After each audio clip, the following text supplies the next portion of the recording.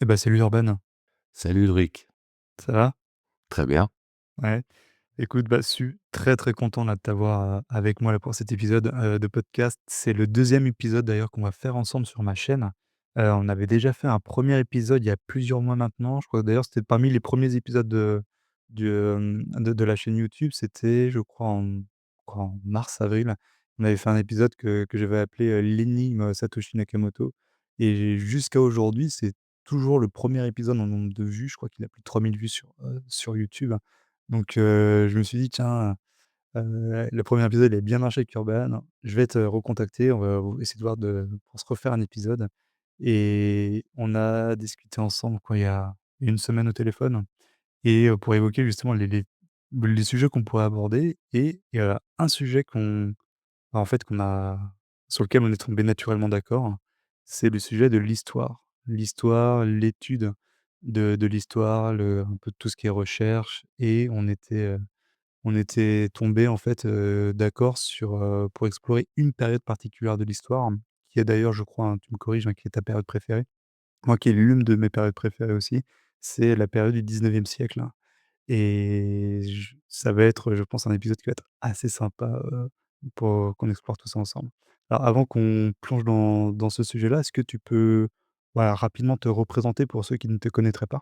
Eh bien écoute, c'est Urban, hein, comme tu l'as dit. J'ai commencé un podcast, il y a quelques années, dans le milieu bitcoin, qui a été plutôt bien reçu par les bitcoiners et j'ai continué. On me connaît surtout pour ça. Je creuse énormément par rapport à l'histoire de Satoshi Nakamoto, de bitcoin et la préhistoire également, ce qui s'est passé un peu avant et c'est le domaine, dans lequel, on me connaît, dans lequel je me suis consacré. Exactement, ouais, donc je mettrai de toute façon les liens en description de l'épisode de podcast et en description de la vidéo YouTube, hein.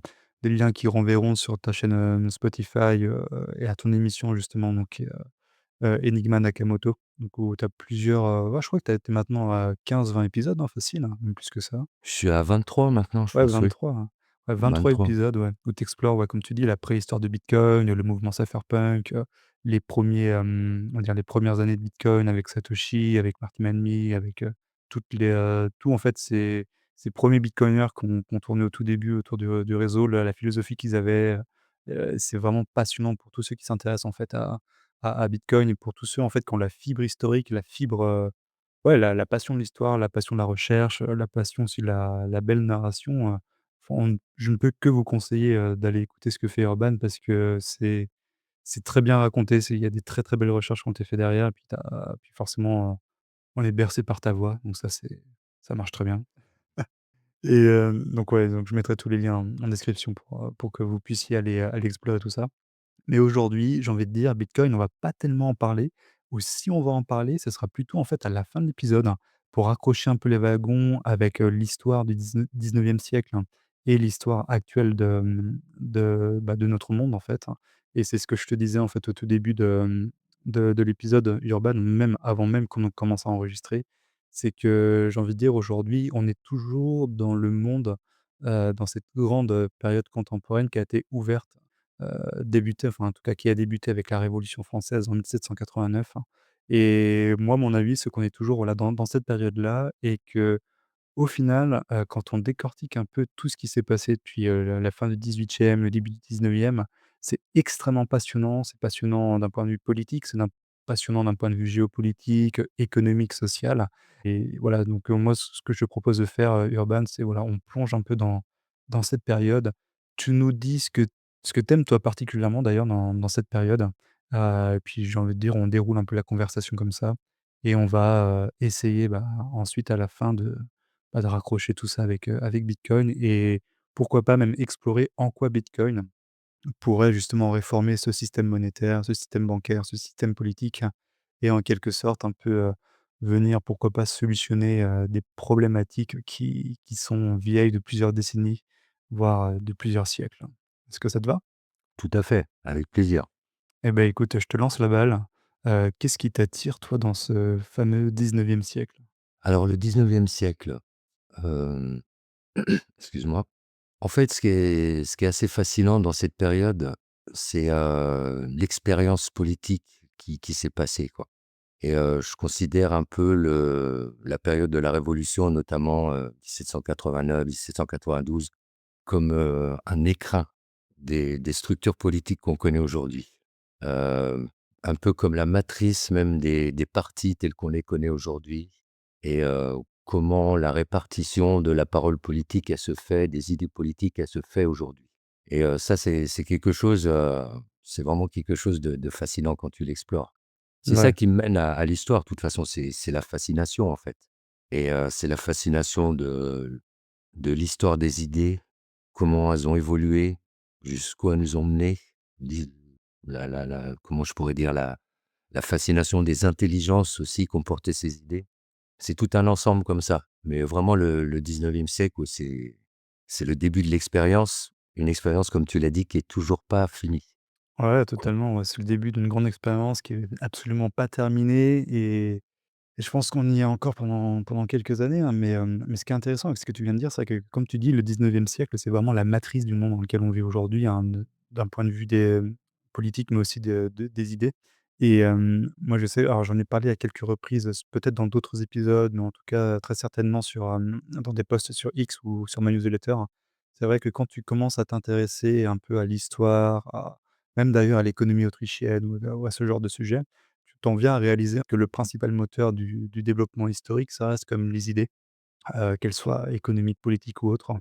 Et c'est vrai que le 19 enfin la fin du 18e parce que c'est vrai qu'on en parlait, la dernière fois quand on s'est appelé il y a une semaine. C'est vrai que comment est-ce que d'un point de vue, de date, d'un point de vue chronologique, comment est-ce que tu bornes le 19e? Moi, j'aurais plutôt tendance à le faire non pas débuter en 1800 ou en 1815 avec la fin du Premier Empire, mais plutôt en 1789 avec le début de la Révolution française.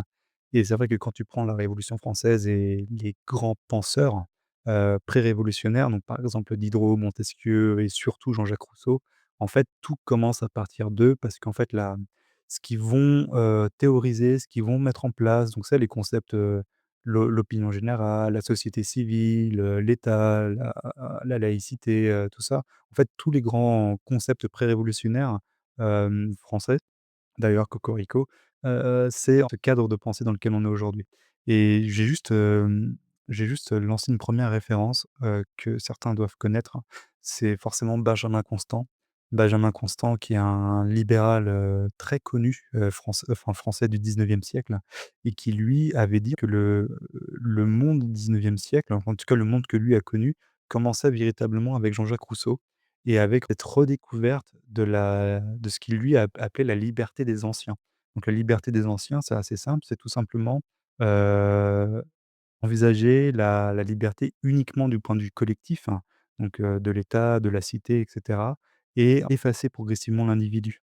Et cette liberté des anciens qui prend sa source directement dans la Grèce antique et dans Rome, où justement, on est vraiment dans les sociétés de droit civique avec justement le collectif qui prime sur l'individu, va totalement s'opposer en fait avec une autre tradition, de liberté qui est la liberté individuelle et ce que Benjamin Constant d'ailleurs appelait la liberté des modernes et les 2 sont irrémédiablement, incompatibles et Benjamin Constant, mais même d'ailleurs plus tard Friedrich Hayek disaient que l'histoire récente de l'Europe, alors Hayek, il remontait à la Renaissance, mais et Benjamin Constant, lui, à la Révolution française, mais grosso modo, en fait, l'histoire du 19e et du 20e siècle, c'est tout simplement cette dualité entre ceux qui vont croire à la liberté des anciens, c'est-à-dire où le collectif prime sur l'individu et tout est vu d'un point de vue collectif, hein, que ce soit la responsabilité, la liberté, la propriété et tu as d'un autre côté, du coup, plutôt les libéraux, les individualistes, hein, qui eux, vont au contraire tout voir du prisme de l'individu. Donc la liberté, elle ne peut être que individuelle, la propriété ne peut être qu'individuelle et la responsabilité ne peut être qu'individuelle et eux, du coup, les modernes sont beaucoup plus, inspirés de la longue tradition, chrétienne où il y a une très, très grande individualité et très, très grande, ouais, tout simplement individualité face au salut, à ce genre de choses et c'est un peu, en tout cas, dans l'histoire des idées, moi, j'aime bien commencer le 19e siècle avec cette grande différence entre le contrat social de Rousseau avec le législateur suprême versus, en fait, les autres, hein. Donc ceux qui, quand je parle des autres, hein, c'est Mirabeau, Condorcet, Constant, Say, tout ça, où eux, justement, ne n'envisageaient que la liberté d'un point de vue purement individuel. Je sais pas si tu serais d'accord avec, cette première base ou pas, mais moi j'aime bien me dire que si on envisage l'histoire par les idées, pourquoi pas adopter cette définition? Si, moi je suis d'accord avec toi, hein. On peut remonter, jusqu'aux premières révolutions protestantistes, et comme tu dis, Montesquieu avec, la séparation des pouvoirs. Rousseau aussi, c'est l'exemple même parce que le début de la Révolution française, moi, en fait, je me localise un peu plus sur vraiment la Révolution française où, je prendrais comme début, heu, le moment où, en fait, peut-être, le serment du jeu de paume, où, les états généraux, le tiers état, ils se sont constitués en assemblée constituante Mmh. et ils ont dit qu'ils se séparaient pas tant qu'ils auraient pas une constitution et ça pour moi ça a été vraiment le début. Après ça s'est confirmé à c'était le 4 août, hein, la nuit du 4 août, ça s'est fait en une seule nuit et dans la journée même, ils savaient même pas qu'ils allaient réformer la monarchie et ils ont réformé la féodalité, ils ont tout réformé. Mmh. Et en fait, à partir de là, je pense qu'ils sont tombés sur un dilemme parce que les courants que tu as mentionnés, ils ont commencé tout de suite à se révéler, à ce moment-là. C'est-à-dire qu'il y a eu tout de suite des divisions et même on peut dire des clivages, hein, pour moi, qui ont commencé à se faire, mais presque immédiatement, quoi. Dès que après même on peut dire à partir de 92 quand la convention nationale vraiment là s'est imposée. Là, c'est encore passé dans une autre phase.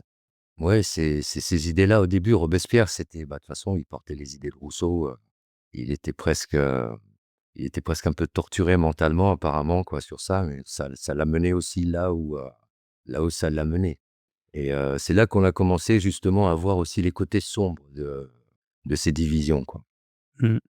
Ouais, totalement, tu as raison. C'est vrai que Robespierre était un très, très grand fan de Jean-Jacques Rousseau et de son œuvre.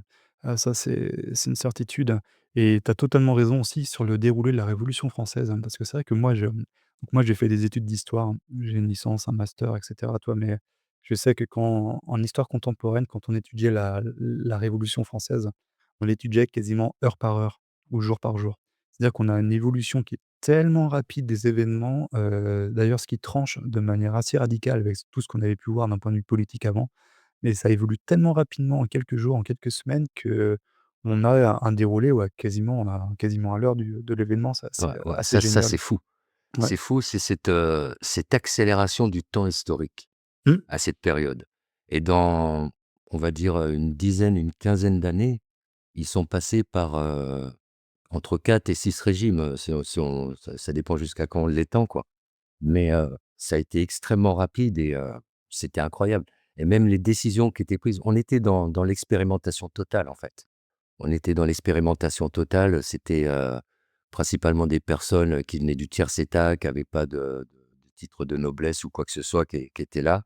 Les royalistes, je pense même à cette époque-là, ne s'asseyaient pas encore, enfin, au temps de la convention nationale, quoi. C'était pas recommandé, donc ça restait entre, les montagnards, les girondins, la plaine et Ouais. eux-mêmes, après, se sont divisés en factions très rapidement et ça, c'est pareil, c'est très révélateur de la politique quand elle est menée de cette façon-là.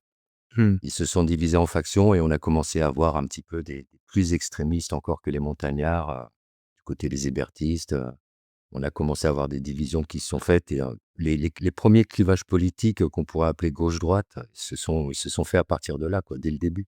Mmh. Même si c'était pas encore, cette mention-là et c'était une autre dimension, il faut le dire. Mmh.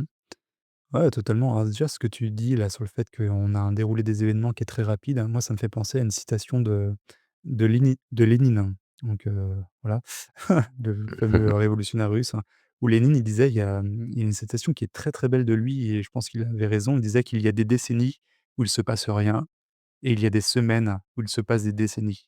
Donc je trouve que Ah, ça c'est dit, vrai, oui, oui. c'est une très, très belle citation et en effet, comme tu dis, ça symbolise bien ces grandes périodes de l'histoire où il y a une accélération du phénomène historique, hein, des fois de manière assez impressionnante, où il se passe plus de choses en quelques semaines qui ne s'en passent en quelques décennies, voire, en plus quand tu compares avec l'Ancien Régime en quelques siècles.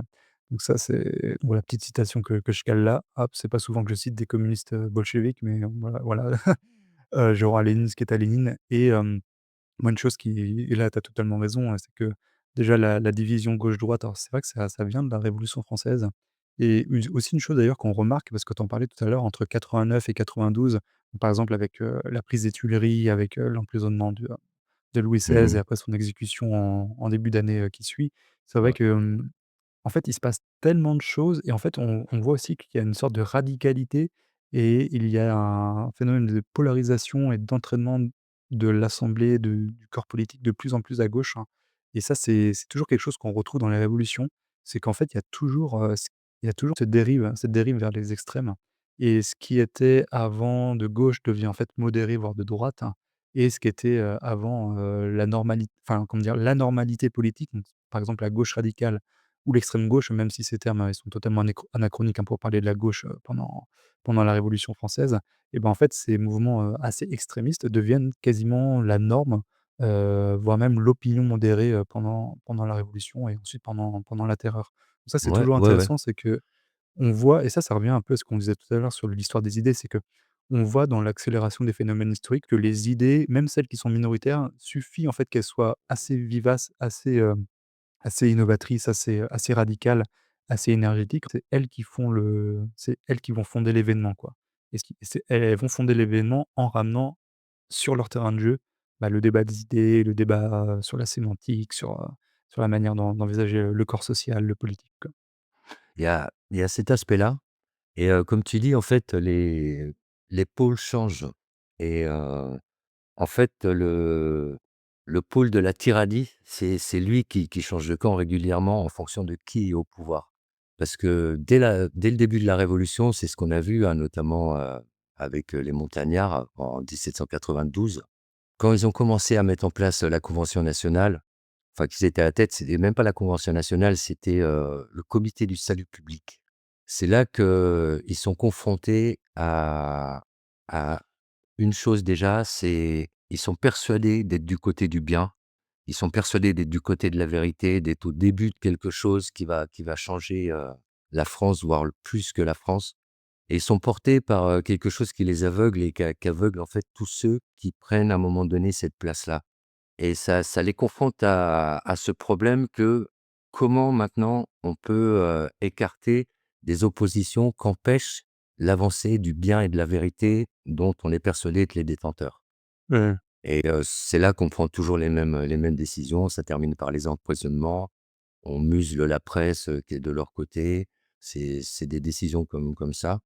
Et on en arrive, jusqu'à la tyrannie à un moment donné, et ça a été des condamnations à mort carrément pour se débarrasser totalement de certaines personnes. Tu vois, les Girondins, ils ont été quasiment exterminés, dans leur totalité. Ça a été, je crois que c'était 22 ou plus même, de Girondins qui ont été guillotinés, très rapidement quoi. Juste, il y a un jugement, un procès qui est une mascarade et tu termines à la guillotine le lendemain matin.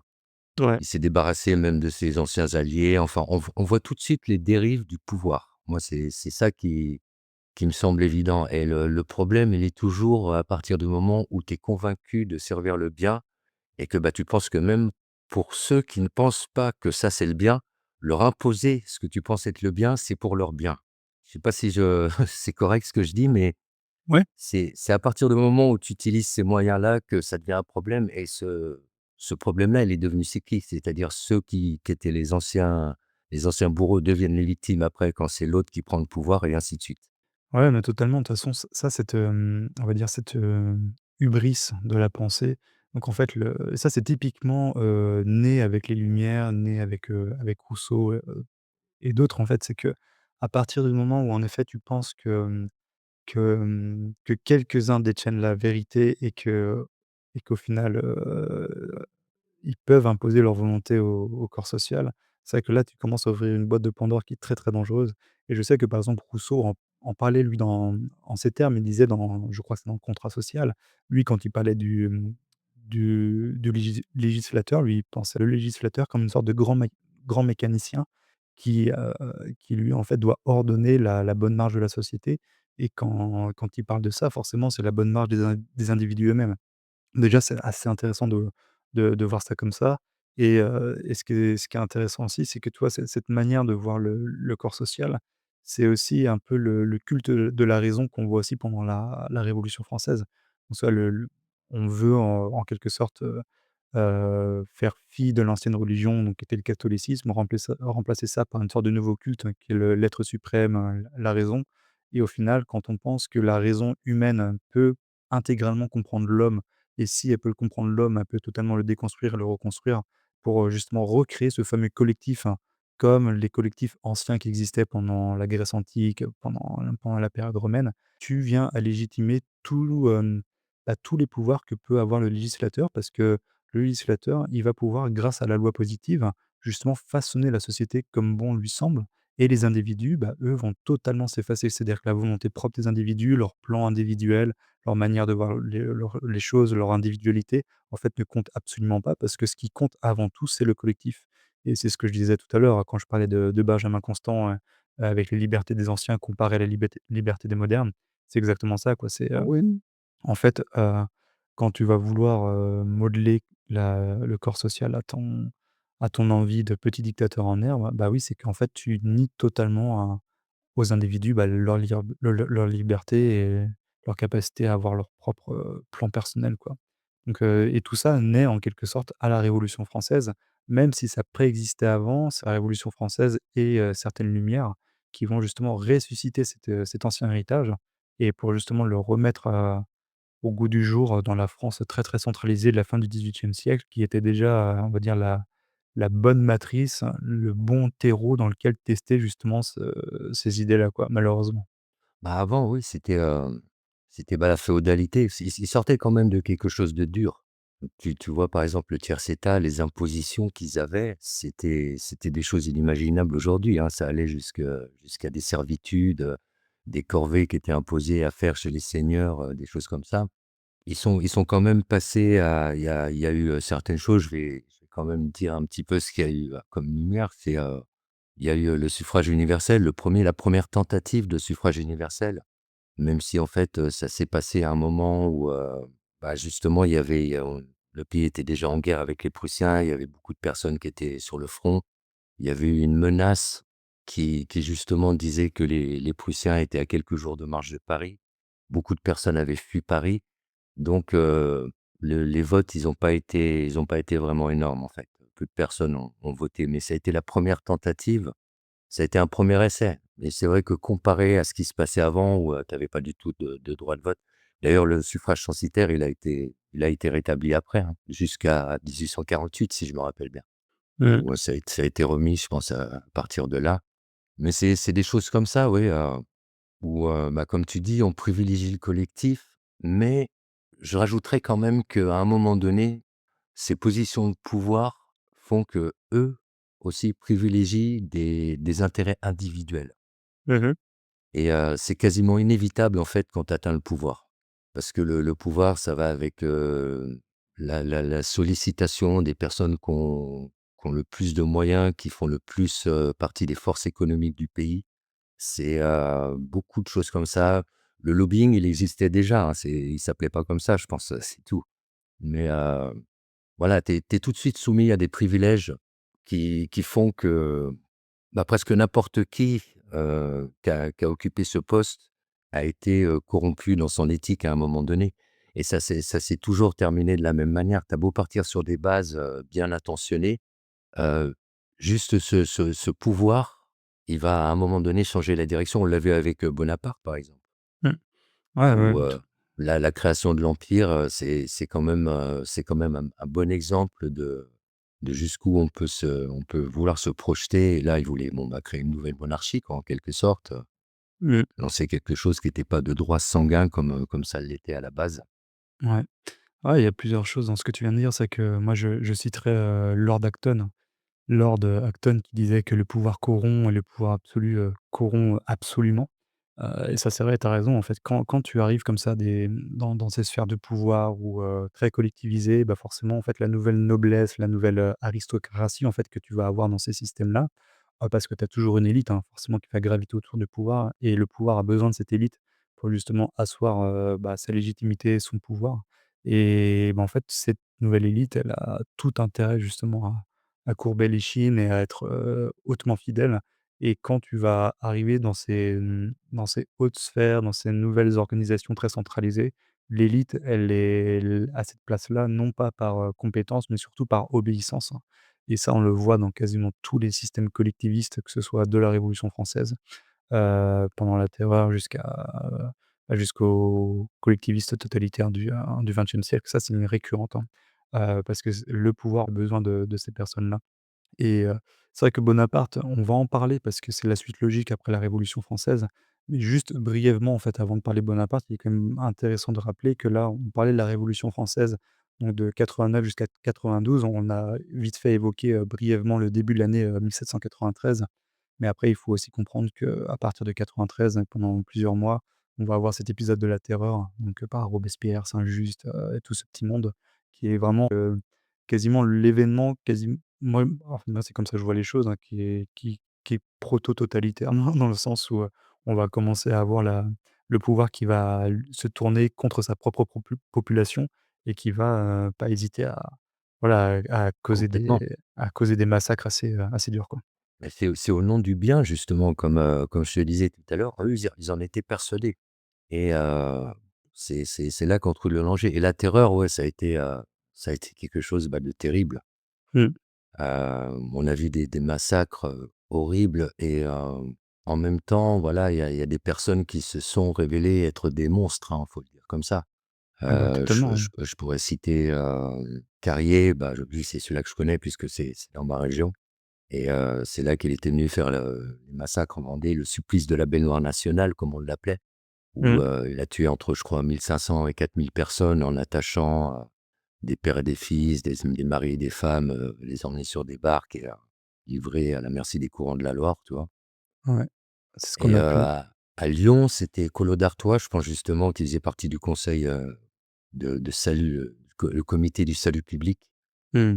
et Fouché, si je me rappelle bien, qui eux ont fait aussi des choses horribles. Ils ont aligné des prisonniers devant des canons chargés de mitraille et ils ont déchiqueté les corps comme ça. Enfin, il s'est passé des choses complètement hallucinantes. Tu as des hommes qui se sont révélés des vrais monstres à cette période-là et tout ça, c'était au nom du bien, c'était, contre les soulèvements royalistes et c'est parti. Tu as soulevé un truc intéressant tout à l'heure, c'est la célébration de l'être suprême de Robespierre, qui était une fête, qui était justement censée, marquer plus ou moins le début de la fin du christianisme et remplacer ça par une religion civique, en quelque sorte, basée sur la vertu selon Jean-Jacques Rousseau, hein et il était complètement ils étaient, c'est pas lui tout seul, ils étaient partis dans quelque chose de quasi religieux. Ils ont refait le calendrier justement et ça a été un signe très, très important parce que beaucoup de personnes n'étaient pas d'accord avec ça. Tu as beaucoup de personnes, ils étaient d'accord, oui, plus de liberté, plus de voix pour s'exprimer quand on prend des décisions, mais c'est pas pour ça qu'on va abandonner la religion de notre grand-père et ça a créé il y a eu des massacres d'ailleurs au Champ de Mars à cause de ça. Donc ça c'est ça qui a été le début en fait du vrai problème. Parce que c'est quand il a demandé aux prêtres de jurer au nom de la République, ce qu'on appelait les prêtres jureurs, c'est là qu'il s'est heurté aux problèmes de l'Ouest, notamment la Bretagne et la Vendée, où les prêtres ont refusé de faire ça. C'est les prêtres réfractaires que tu dois connaître Mmh. et ça a été le début des soulèvements royalistes, de l'Ouest en tout cas. C'est quand ils ont commencé à opprimer justement ces prêtres-là, ils faisaient des messes clandestines dans les forêts, enfin c'était devenu quelque chose et ils ont tenté de refonder carrément le temps à travers un nouveau calendrier qui avait, si je me souviens, c'était des décades à la place des semaines. Alors le dimanche, il avait sauté bien sûr, c'est un jour chrétien. Ils avaient remplacé ça par des décades et je crois même que les jours étaient décomposés en 10 heures et même, elles-mêmes en 100 minutes, si je me souviens et ça allait, enfin voilà, ils étaient complètement sortis du temps astronomique, du temps compté sur les cycles astronomiques, le temps grégorien et ils essayaient de refonder quelque chose. Quand tu refondes le temps, tu refondes l'ordre social. Tu pars, sur des bases puissantes parce que c'est ta vie au quotidien, là. C'est ta façon de compter le temps, c'est quelque chose, en fait, de très important. Nous, par exemple, le dimanche, il est ancré en nous parce que, voilà, c'est dans notre façon de compter le temps. Éliminer tout ça, ça change énormément de choses et voilà, ces soulèvements, ils ont eu lieu, par rapport à des problèmes religieux à la base et à la fin, c'était Dieu et le roi. Ils ont été contre l'exécution de Louis XVI et ça a été des éléments déclencheurs. Ouais. C'est une période que je connais bien parce que je viens de cette région et j'ai une partie du côté de ma mère qui est vraiment enraciné dans ça, depuis des générations. Ouais, Donc c'est non, mais c'est super intéressant tout ce que tu dis. C'est vrai que là, j'avais jamais trop fait ce rapprochement entre un peu cette déconstruction, reconstruction des révolutionnaires, de tout et absolument tout. Donc, à la fois la religion avec l'être suprême, de Robespierre, mais également avec, en effet, la refonte du calendrier.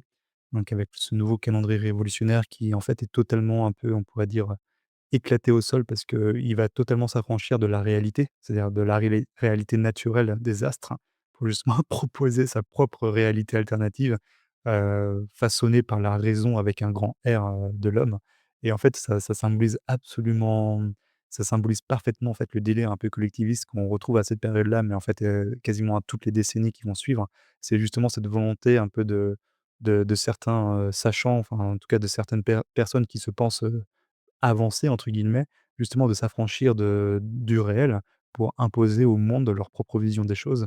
Et au final ça ne marche absolument jamais parce que voilà quoi, le réel lui, va toujours s'imposer quoi. C'est qu'on peut essayer, comme disait Ayn Rand, hein, c'était on peut essayer de de s'opposer au réel, par contre on ne pourra jamais, échapper aux conséquences du réel quoi. Donc ça c'est assez intéressant de ce point de vue-là. Et ce que tu disais tout à l'heure avec les guerres de Vendée, avec les guerres dans l'ouest de la France, c'est vrai que c'était une période qui était assez atroce dans le sens où, moi aussi j'avais étudié un peu cette période-là parce que je vis également dans l'ouest de la France et je sais que les armées de Mayence, donc qui étaient celles de Westermann, qui sont venues justement dans l'ouest de la France pour essayer de justement contrecarrer cette révolte.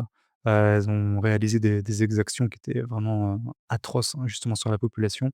Justement pour, il légitimait ça justement pour éviter l'ouverture d'un second front, dans l'ouest de la France qui serait ouvert si les armées vendéennes prenaient un port en eau profonde, sur la côte atlantique, hein, qui permettrait éventuellement à des troupes anglaises de débarquer. Donc c'était les ports de Nantes, les ports de Granville, hein, entre autres, hein.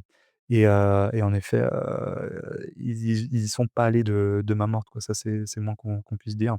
Et je sais moi aussi une chose, c'est que parce que je sais que j'ai étudié le sujet, entre autres en master d'histoire.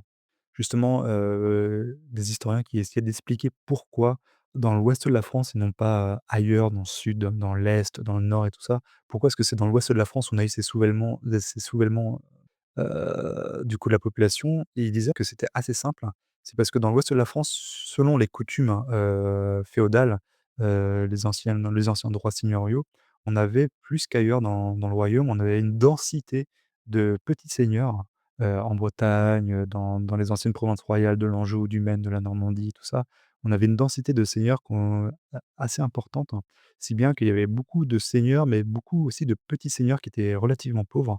Et dans certains cas, par exemple, je pense à la Bretagne, on avait même des exemples, en historiographie, hein, qui sont assez nombreux de petits seigneurs qui, épées sur le côté, devaient aller labourer les champs avec leurs métayers, avec leurs paysans, et ils se créaient de manière, assez instinctive, assez normale au final, une sorte de proximité entre le peuple, hein, et ses seigneurs. Et c'est aussi pour ça, entre autres, que justement cette organisation, on pourrait dire éclatée, fragmentée, décentralisée, a beaucoup lié, en fait, les individus les uns envers les autres, hein. Et c'est comme ça qu'on explique que, par exemple, des seigneurs vendéens, des seigneurs, angevins, tout ça, en fait, ont réussi de manière assez normale, assez rapide à rallier la population à eux, dans leurs régiments, dans leurs compagnies, dans leurs armées, pour justement s'opposer à la révolution, parisienne. Et moi j'aime bien cette explication-là parce qu'en fait, on se rend compte d'une chose, c'est que le corps social, les corps intermédiaires, les institutions, spontanées, l'ordre spontané en fait qui était, en place à cette époque-là dans l'ouest de la France, hein, les familles, les communautés, les petites seigneuries, bah, au final, c'était l'organisation vraie qui essayait de déconstruire, Paris, la révolution. Et bah, les gens n'ont pas voulu, ouais, n'ont pas voulu remettre ça en cause parce qu'il y avait une solidarité qui était ancrée, il y avait des traditions qui étaient ancrées. Ils voulaient les individus ne voulaient pas perdre ça. Et ce ne sont pas nécessairement des paysans, des métayers qui ont été manipulés par leurs seigneurs. C'est que, justement, eux, ils étaient, j'ai envie de dire, les mains dans la boue avec leur seigneur H24 depuis des générations. Leurs gamins, eux, côtoyaient les gamins du seigneur et il y avait une sorte de solidarité, d'écologie sociale, très, très ancrée qui faisait que non, il y avait on subissait moins la différence entre la noblesse, le tiers-état, tout ça dans ces régions-là, quoi. Ouais, ouais, ouais, il y a eu, il y a clairement eu ça. Mais, ça s'est passé même d'une manière enfin de l'histoire locale que je connais.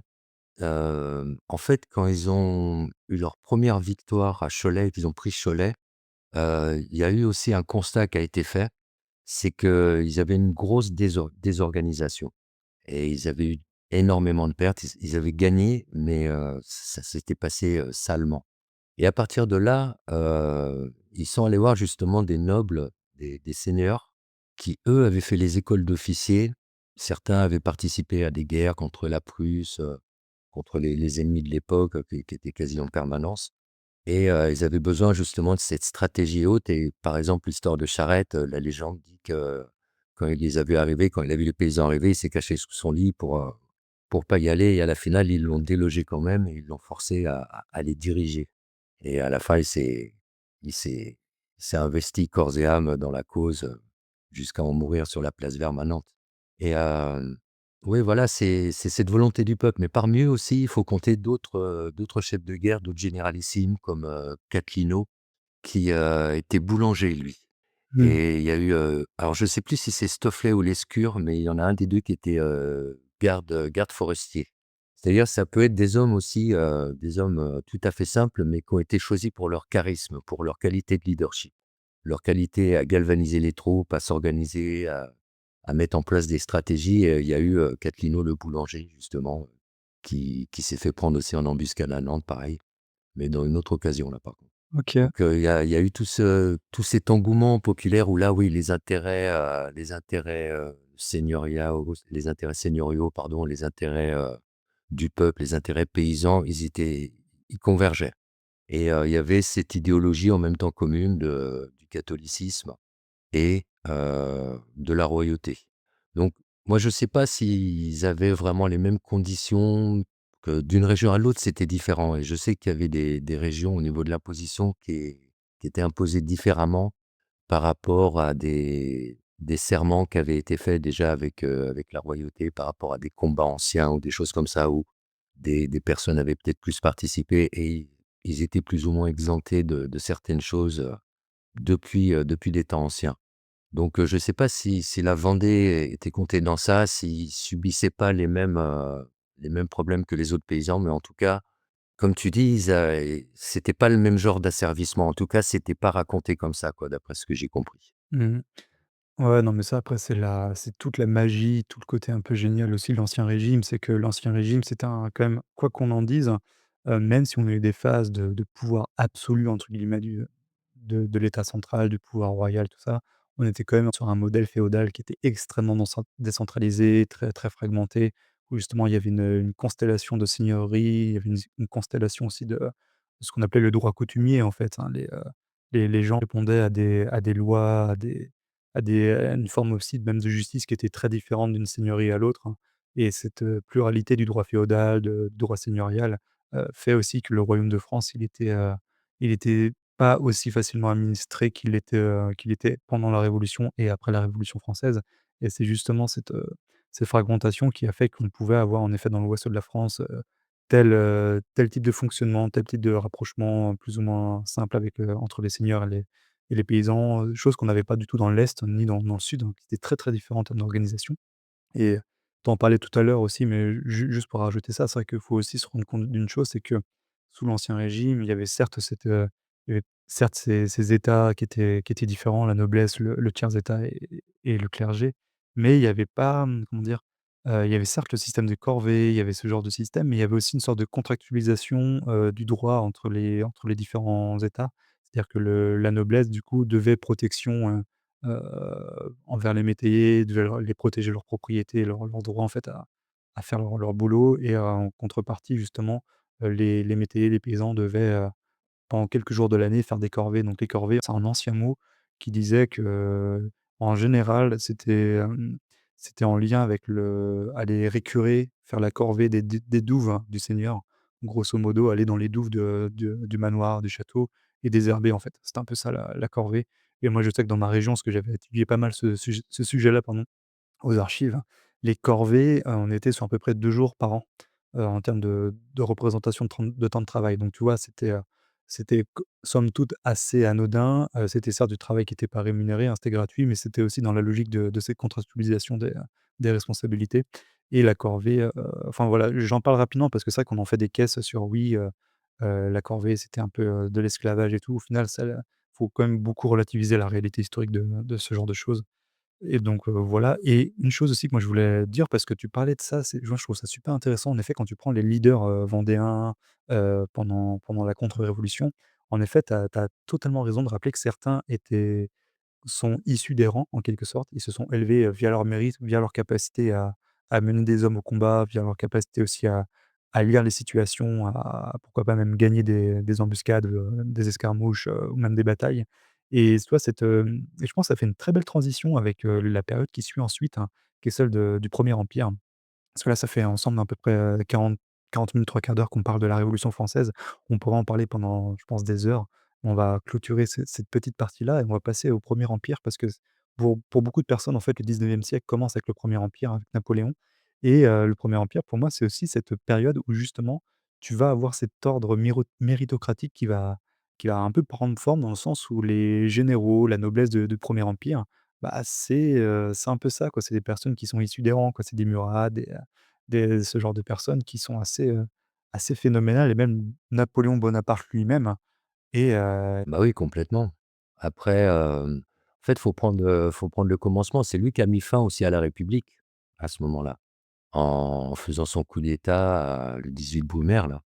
Et d'ailleurs, c'était je sais pas si tu as envie d'en parler ou si tu veux parler directement du Premier Empire, mais ce passage aussi, il est pas oui, inintéressant, quoi. on peut l'aborder brièvement, ouais, carrément. Voilà, quand ils sont passés au consulat, parce que ça a été le début, hein, et c'est venu dans un contexte un peu hasardeux, quoi, mais c'est le destin, on va dire.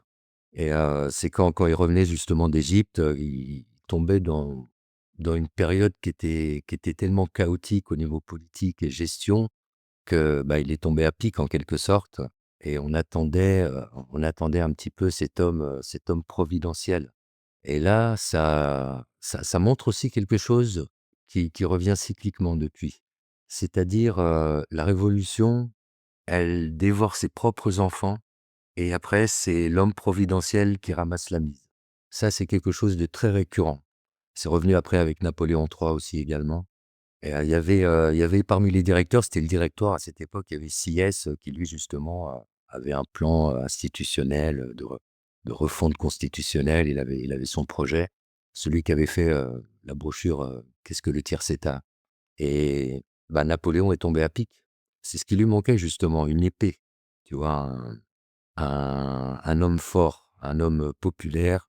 Donc pardon. Donc Napoléon avait déjà gagné des batailles, il revenait d'Égypte, bon ça n'avait pas été victorieux, mais il tombait bien dans la situation politique française et c'est là que ils se sont bien entendus par rapport à ça, même s'ils se faisaient pas confiance, pardon, et qu'après, Napoléon l'a plus ou moins évincé, hein. Mais c'est comme ça qu'il a pris le pouvoir avec, le fameux, la fameuse confrontation avec le Conseil des 500 à Saint-Cloud. Ouais, voilà, c'est une période aussi qui est assez fascinante parce que là, c'est la configuration de l'homme providentiel qu'on voit pour la première fois dans ce nouveau système politique qui est en train d'expérimenter, plusieurs conflits. Donc ça a commencé avec la Convention nationale, après ils sont passés à c'était le directoire, donc ils sont passés à 5 directeurs et le consul, ils sont passés à 3 consuls, dont, Mmh. Napoléon qui avait largement plus de pouvoir. Lui, c'était le pouvoir exécutif, on va dire. Mmh. Et après, bah, lui, il est passé à l'Empire où là, bah, c'est tous les pouvoirs et on n'en parle plus. Donc ça répondait à une demande. Enfin, il a essayé de concilier un petit peu, autoritarisme et je dirais pas libéralisme parce que c'est pas ce qui s'est passé économiquement. Ah non, non. Après ouais, c'est pas ce qui s'est passé. Après, il a pratiqué le protectionnisme, mais à ce moment-là, en plus, il a fait sens. Ça a permis aux industries enfin, je m'éloigne un peu dans un tunnel, mais et ça a permis à ce moment-là quand même aux industries, françaises de rattraper un retard qu'ils avaient par rapport aux Anglais qui étaient vachement plus en avance. Mais bon, c'est encore une autre question, mais c'est vrai il s'est attribué le pouvoir d'une autre manière, Dès que tu sors du droit du sang, je pense que ça pose un petit problème. Ouais. Si tu pas grandi dans ça, heu, ça peut te monter au cerveau, d'une autre manière, je pense. Et c'est un peu c'est un peu ce dont à quoi on a assisté, mais voilà, c'était un militaire, quoi. Ouais, bien sûr, c'était Ouais. un militant. Tu sais, Ah je non, pas genre du tout. et comment dire? Tout à l'heure, je parlais un peu du mérite qu'il a réussi à repérer les individus méritants et à les promouvoir. Donc, tu vois, il y a ce côté qui est assez intelligent de sa part et surtout, comme tu dis, lui, il a fait un peu la synthèse de la révolution. C'est-à-dire qu'il a pris, ce qui a marché en quelque sorte, hein, et il est aussi revenu en arrière sur beaucoup de choses et toi, par exemple, tout à l'heure, on parlait de Robespierre, on parlait un peu de ces protos, totalitaires qui se sont totalement arrachés à la réalité en voulant même réformer le temps lui-même, la religion elle-même. Et toi, Napoléon, lui, il a décidé aussi de remettre en place justement ce côté un peu, d'hérédité très, très monarchique parce que lui aussi a voulu inscrire dans la durée son œuvre politique et c'est pas pour rien qu'il s'est marié avec une Autrichienne, de la famille des Habsbourg. C'est pas pour rien d'ailleurs que son fils était son héritier, l'Aiglon était issu de ce mariage aussi. C'est parce que lui, en fait, il avait compris que c'était ça aussi qui faisait la force, hein, et la pérennité d'un projet. C'était aussi de reprendre, en fait, ces anciennes institutions spontanées qui étaient la famille, on va dire royale et la remettre au goût du jour, quoi. Donc il avait un peu compris ça, donc il avait fait un peu cette synthèse. Donc c'était un peu son bon sens, on va dire, politique, hein, parce que Napoléon en avait quand même. Mais c'est vrai qu'à côté de ça, on peut absolument pas le qualifier de libéral, on peut pas le qualifier de voilà et ça reste quand même un étatiste très, très, très, très, avancé. Quand tu parles justement là de son aspect protectionniste, c'est vrai on ne peut pas ne pas évoquer, l'embargo qu'il avait imposé à l'Angleterre, hein, donc où il interdisait justement aux nations européennes de commercer avec l'Angleterre, avec pour but justement de mettre, l'Angleterre à genoux parce Mais que c'était pas le lui seul. pardon? Ça a été fait avec les Allemands, ça, c'était pas lui seul, hein. Ouais, tout à fait, ouais, Ouais, ouais. mais Ouais, assez ouais, ouais. décentralisé de Ça marchands ça qui, développe des marchés noirs déjà totalement, et hein. enfin gris, mais j'amènerais quand même une nuance, quoi. C'est que parmi toutes ces politiques, monétaires, en fait, je pense qu'elles ont des temporalités et aucune d'entre elles, je pense, n'est universelle et intemporelle et à des moments, il y en a qui seraient complètement aberrantes aujourd'hui, qui auraient pu faire sens dans l'histoire et qui ont fait sens dans l'histoire et j'avais vu justement que ça avait permis de combler, un énorme retard qu'on avait notamment dans le domaine du textile et la sidérurgie, par rapport aux Anglais qui avaient déjà connu la révolution industrielle depuis, au moins une trentaine d'années. Je crois que c'est à la fin du 18e, ils ont commencé à développer ça et bah, en fait, on retrouve une configuration qu'on retrouve aujourd'hui qui est intéressante. C'est que le marché européen était inondé de textiles à bas prix qui venaient d'Angleterre et ça posait un problème. Et c'est notamment par rapport aux industries locales qui arrivaient pas à suivre le rythme. Ils avaient pas ni la technologie, ni les moyens justement de produire à cette échelle-là. Et c'est là que le protectionnisme a permis quand même à ces 2 secteurs-là, même si après au niveau portuaire et tout ça a créé, de gros problèmes. Parce que tout ce qui venait d'Angleterre, tout ce qui était manufacturé en Angleterre était interdit. Donc oui, tous ceux qui étaient dans l'import-export et autres, c'était très handicapant. Mais dans les 2 secteurs dont j'ai parlé, ça leur a permis de rattraper un retard quand même. Et en tout cas, c'est ce que j'avais vu. Mais ça reste temporaire, ça reste, court-termiste, on va dire et c'est vrai qu'à long terme, tu vas forcément voir les dégâts et il y aura des dégâts collatéraux. Mais voilà, ça fait partie de quasiment toutes les politiques monétaires qui sont appliquées. Il y a une frange qui va être sacrifiée dans la foulée, quoi. Il y en a mais je cracherai pas à 100 sur la période du protectionnisme de cette époque. C'est les codes de la douane, j'avais vu, ça avait été c'était sorti dès 1791, en fait et ils avaient commencé déjà à mettre des restrictions et les tarifs douaniers, ils commençaient déjà à être actionnés comme un levier à partir de là et ça a été renforcé, bah, avec le blocus là que tu as cité, où là c'était très catégorique. Mais c'est marrant de voir, comment c'est ressemblant à ce qu'on peut voir, avec ce qu'on peut voir aujourd'hui quand on reproche à la Chine justement d'inonder le marché avec, des textiles à bas prix. C'est exactement cette configuration qu'il y avait, c'était en 1806, je pense qu'ils avaient fait ce traité-là. C'était Tilsit, ça s'appelait ou, Mmh. je Je crois que sais plus. je crois que c'était Tilsit, ou le traité de Berlin-Émigrant, quelque chose comme ça. OK. Ouais, Ouais. ouais. Alors juste ouais, tu sais, le protectionnisme, c'est toujours quelque chose d'assez particulier parce que, voilà, c'est un peu le libéral, comme les Autrichiens qui va parler, toi. Mais en fait, le truc, c'est que Et pour un peu citer, Bastiat ou même, Constancet qui sont des libéraux qui ont connu cette période-là, hein, même Auguste, enfin Charles Comte pardon et Charles Dunoyer, ce sont aussi des libéraux français qui ont connu, justement le fait qu'ils étaient adolescents pendant la Révolution française, adultes pendant l'Empire et adultes justement pendant la Restauration qui a suivi et justement eux, ils avaient bien senti en fait ce truc-là et c'est Bastiat qui va mieux le théoriser ensuite par la suite, hein.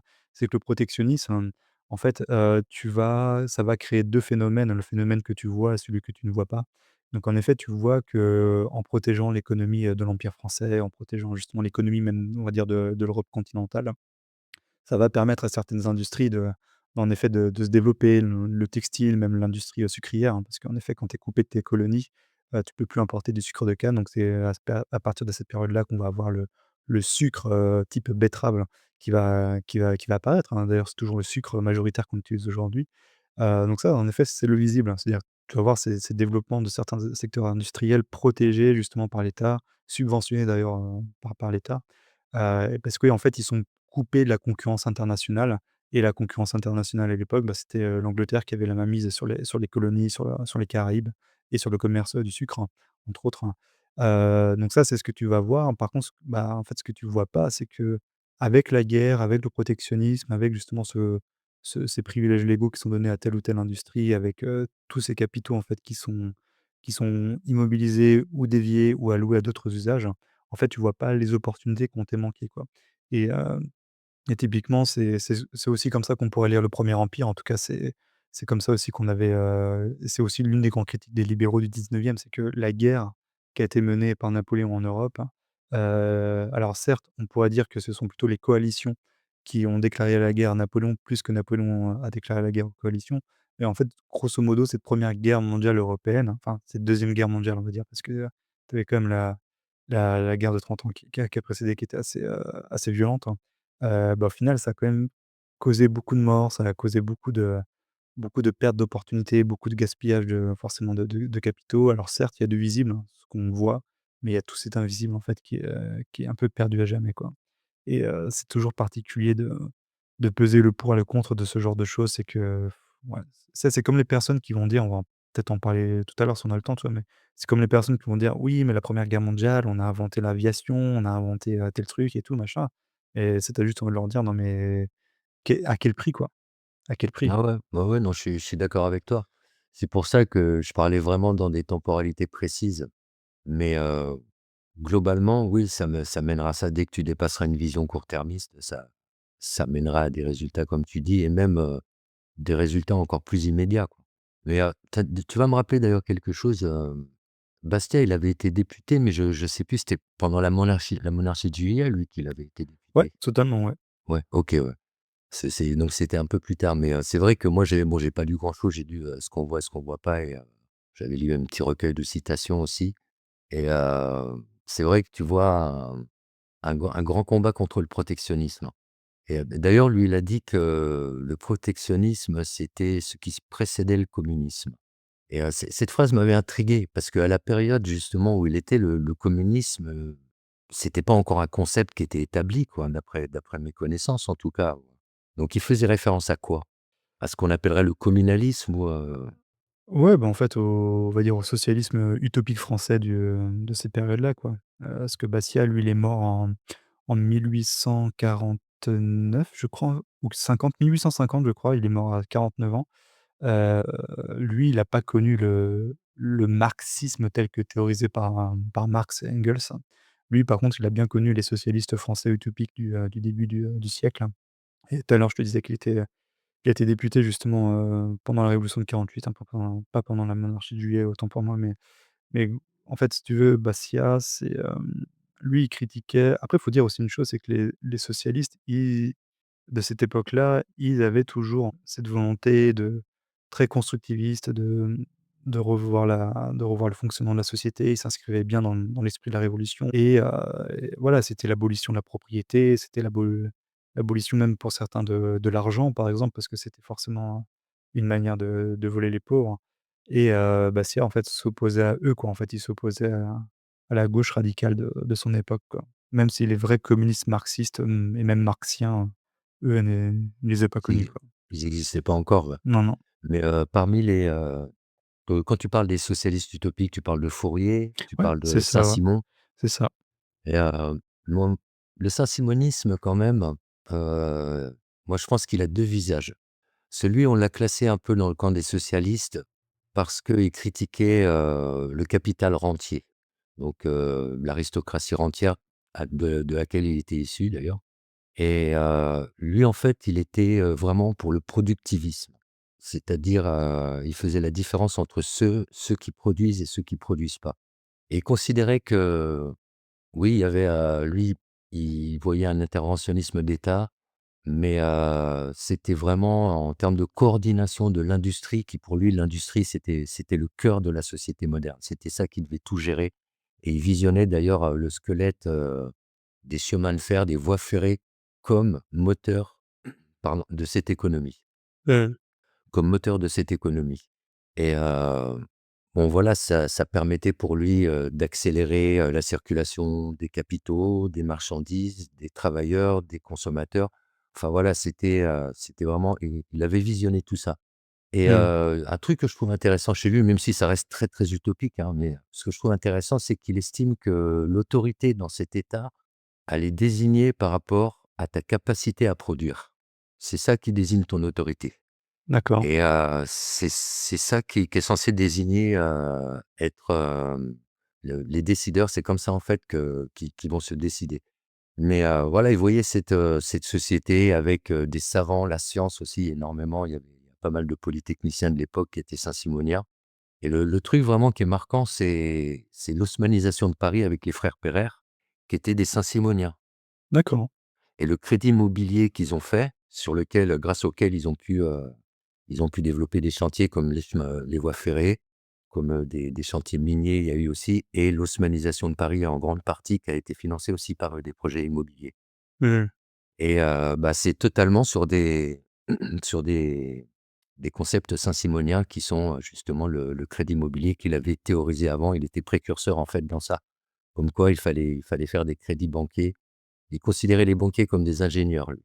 Des crédits banquiers justement pour financer l'industrie qui a pu se développer et à la tête de tout ça, c'était des entrepreneurs, des industries, des savants, des scientifiques et c'était pour lui le moteur. C'était très utopique, hein, ça l'est resté d'ailleurs, mais économiquement dans des concepts, qu'on pourrait considérer un peu plus libéraux justement.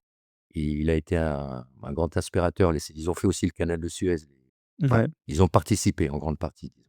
Ouais, Mais ouais, non. dans cette, c'est pas je pense pas qu'il faut le mélanger moi avec Fourier ou avec Blanqui ou c'est pas la même gauche. C'était socialisme, il connaissait pas lui ce mot-là, il est mort en 1825, je crois, Saint-Simon Je et sais plus, ouais, peut-être, ouais. mais il a été associé à cette, juste parce qu'il critiquait le capitalisme feignant, en fait. Il appelait ça les comment il appelait ça? La dominance sociale des oisifs.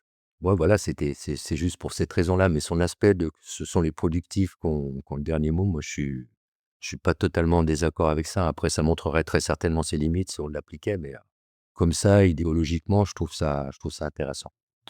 Ouais, non, mais tu as totalement raison, puis tu fais bien de rappeler un peu tout ça parce qu'en effet, tu peux pas non plus mettre dans la même catégorie un Blanqui donc les très, très jacobins, machin, avec, ouais, anarchistes, hein, avec ces personnes-là, quoi. Mais c'est vrai que juste pour, le ce qui est intéressant avec les socialistes utopiques, c'est que, tu vois, il y a un peu ce côté, un peu décentralisé parce que, tu sais, ils voulaient revenir à une organisation du travail sur des bases collectives, mais assez décentralisées. Heu, il y avait ça. Ils voulaient revenir à des communautés à taille humaine, quoi. Tu sais, remettre en place des coopératives et tu as aussi le fameux exemple des phalanstères je crois d'ailleurs que c'est Fourier qui avait mis ça en Fourier, place, hein. ouais, ouais, ouais. Ouais et ça symbolise bien aussi cet esprit-là justement de recréer des communautés et d'ailleurs ça revient à ce qu'on disait tout à l'heure aussi avec les Lumières, avec, Jean-Jacques Rousseau en fait et tout, en fait, avec cet aspect très constructiviste du corps social, quoi. C'est tu recrées tu remodèles en fait des modèles comme ça, sociaux sur des bases, purement raisonnées en quelque sorte, hein. Et c'est pas pour rien que justement les socialistes utopiques, hein, comme tu l'as très bien dit, les saint-simoniens étaient aussi des industriels, des savants, des entrepreneurs, des organisateurs en fait, qui construisaient en fait, l'ordre social, quoi. et et pour ceux qui écoutent et qui se demanderaient pourquoi est-ce qu'on les appelle les socialistes utopiques? C'est pas les libéraux, des conservateurs qui les ont appelés de cette manière-là, hein, c'est les communistes eux-mêmes. C'est Marx et Engels, plus tard justement quand ils vont mettre en place, bah, le manifeste du parti communiste ou même en fait, leur idéologie, ils vont en fait fortement s'inspirer forcément de ce qui a été réalisé par les Français pendant la Révolution et pendant le début du 19e. Et pour se distinguer un peu de la tradition socialiste française, les communistes, les marxistes, ils vont tout simplement les qualifier d'utopistes, hein, parce qu'en fait, pour eux, les socialistes français, vivaient un peu dans des modèles idéaux. Par contre, ils n'avaient aucune analyse aussi systémique des rapports, de lutte entre les classes, hein, de la lecture de l'histoire, hein, et aucune stratégie, raisonnable de prise du pouvoir, en fait. Et c'est pour ça que les communistes marxistes, ils disaient des socialistes français que c'était que des utopistes, hein, parce qu'en fait, ils imaginaient un monde, dans lequel il y aura plus de propriété privée, dans lequel les gens allaient se réorganiser de manière, décentralisée, collective, allaient, voilà, on allait réduire le temps de travail, on allait améliorer les conditions de vie, mais il y avait pas il y avait pas d'analyse systémique de tout ça et il y avait pas de stratégie de prise de pouvoir, que ce soit par la révolution ou même, de lecture de l'histoire, avec un aboutissement final vers une société, communiste, idéale, quoi. Donc c'était un peu Et pour et remettre, et pourtant, ce qui est assez fou, c'est que ces idées-là viennent de France à la base, de mes recherches. Moi, le projet communiste le plus lointain que j'ai trouvé, c'est, ce qu'on a appelé le la conjuration des égaux et c'était un groupe, révolutionnaire en 1796, si je me souviens bien et c'était un groupe justement qui avait, pour intention de tout remettre à plat et de repartir sur une société totalement égalitaire. Ils se faisaient appeler les égaux et c'était un gars qui s'appelait Babeuf, qui était à l'origine de ça à Paris. Il y a eu aussi des cellules en province et ils ont été conjurés. Ce qu'on appelait les conjurés, c'est les complots qui avaient échoué, c'était la conjuration quoi, donc on les a c'était la conjuration des égaux. Mais ça, c'est le projet le plus lointain et le plus radical que tu peux trouver, dans ce domaine-là. ouais, Enfin totalement, pour moi quoi, en ouais, tout cas. non, tu as totalement raison, hein. C'est vrai qu'on l'a pas évoqué pendant la Révolution française, mais Gracchus Babeuf, hein, donc qui dont tu fais mention, c'est vrai que lui, c'était le véritable proto-communiste, quoi. Lui, il avait d'ailleurs, c'est assez intéressant franchement, pour ceux qui s'intéressent un peu à l'histoire des idées, à l'histoire du marxisme et du communisme, allez voir ce que Gracchus Babeuf, disait lui à la fin du XVIIIe siècle. C'est assez éclairant sur, ce qui va se passer ensuite en France, mais aussi, en Europe au 19e, au 20e siècle, hein. Et comme tu le dis, hein, la France, ça c'est un peu la spécialité française, c'est qu'on est un peu la terre des idées et malheureusement, ça produit beaucoup de merde aussi. Et quand tu prends les idéologies collectivistes, totalitaires, communistes et tout, en fait, tout prend racine en France. C'est assez hallucinant et malheureusement, il y a beaucoup de malheureusement, voilà, les penseurs français, ont été, assez géniaux pour certains, extrêmement dangereux pour d'autres et Babeuf, lui, en fait clairement partie, quoi. Ouais, c'est vrai, je connais pas ses écrits même, hein, j'ai pas vu, je sais même pas s'il a écrit quoi que ce soit. Mais, de ce que j'ai vu de lui, ouais, c'était vraiment un projet assez radical. Hem, Après, faut remettre ça un peu dans le contexte de l'époque peut-être. C'est comme, pour les évolutions qu'il y a eu par la suite. Moi, j'aurais une vue un peu moins radicale. Je pense que c'est plus venu vers, le tournant au XXe siècle où là vraiment ça s'est vraiment radicalisé. Idéologiquement, quand le collectivisme, en fait, c'est la réquisition en quelque sorte des moyens de production. C'est la réquisition des moyens de production et d'après le marxisme, ça menait à un moment donné donc c'était des expropriations, hein, sans indemnisation, c'était le projet avec, dictature du prolétariat et c'était, l'ordre bourgeois comme ils l'appelaient qu'on sacrifiait, en fait, pour ça. Et le communisme, lui, il a pas suivi parce qu'après, ce qu'il prévoyait, lui, Marx, c'était un dépérissement naturel de l'État. Donc ça restait vraiment très théorique, encore une fois, hein, on pourrait presque le considérer aussi d'utopique, hein, si on appelle ça le socialisme scientifique, je sais pas si c'est vraiment très juste, mais ils se sont arrêtés, en fait, les Russes, au stade de la dictature du prolétariat, qui était même pas faite par des prolétaires, mais ils se sont arrêtés à ce niveau-là, en fait et le dépérissement de l'État, là, ne l'intéressait plus. Moi, c'est un peu, l'interprétation que j'en fais et bah, c'est un peu l'exemple qu'on donnait tout à l'heure de quelqu'un qui a goûté au pouvoir. Mmh. et qui rentre dans les mêmes logiques que ce qu'on trouve en 1789, qui est persuadé ou qui veut se persuader, c'est pas très compliqué de se persuader qu'on est du côté du bien et qui applique les méthodes qui pensent juste et on en arrive exactement aux mêmes méthodes. C'est peut-être la période la plus similaire à ce Mmh. qui s'est passé, sous la Terreur et Ah bah, mmh. même après encore, hein, il y a eu beaucoup de choses, parce qu'après la peur a changé de camp, voilà, la monstruosité a changé de camp et puis c'est incessant. Mais c'est encore une fois le fait de goûter au pouvoir comme ça qui fait ça. Et moi je citerais, Louise Michel plutôt, tu vois? Pour ça, où elle dit, «Le pouvoir est maudit, voilà pourquoi je suis anarchiste». Et il y a derrière ça en fait une réflexion, moi je pense, qui est profonde sur la psychologie humaine. Et il y a une vraie réalité dans ça où, bah, tant qu'on maintient certains privilèges, le 19e siècle nous l'a montré, le 20e siècle aussi, tant qu'on maintient certains privilèges à s'asseoir à certains postes, forcément à un moment donné, c'est l'individualisme qui prend le dessus de manière tout à fait naturelle. Et les intentions qu'on met toujours en avant de que voilà, on fait ça pour, le bien collectif, pour le bien national, ça devient très vite des prétextes et on sait que c'est un récit qu'il faut sortir de toute façon si tu veux rester assis ici. C'est pas plus compliqué que ça. Moi, je limite vraiment ça à ça maintenant, le pouvoir. Et je vois plus qui peut se présenter, la stratégie de l'homme providentiel, voilà, c'est pareil, elle fonctionne toujours. Mais ça en arrive toujours au même résultat, quoi. Moi, c'est vraiment ce que je constate malheureusement. Ouais. Alors c'est une vision un peu pessimiste, hein, excuse-moi Non, non, non, mais de c'est rester un peu pessimiste comme ça sur ça, mais vraiment la politique et les politiciens n'ont pas résolu beaucoup de problèmes. Les choses qui ont bougé, c'est quand les gens sont descendus dans la rue vraiment, et ça s'est quasiment arrêté au 19e siècle après.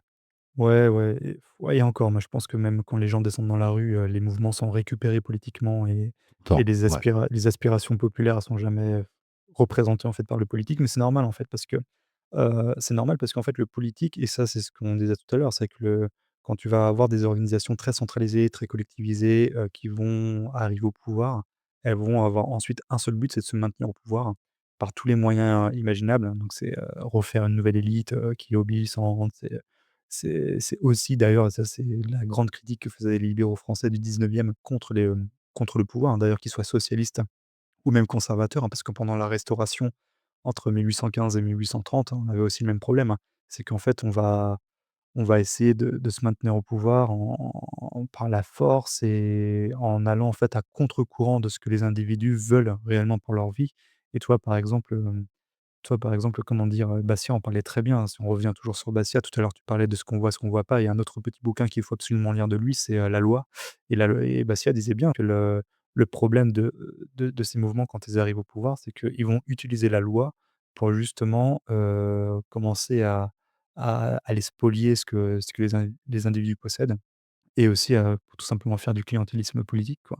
Et ça, tu le vois très, très bien, tu le vois très, très bien au 19e, tu le vois très, très bien, même à bien au-delà du 19e encore aujourd'hui, hein. La loi ne garantit plus la propriété privée, mais en fait une organisation légale de sa spoliation.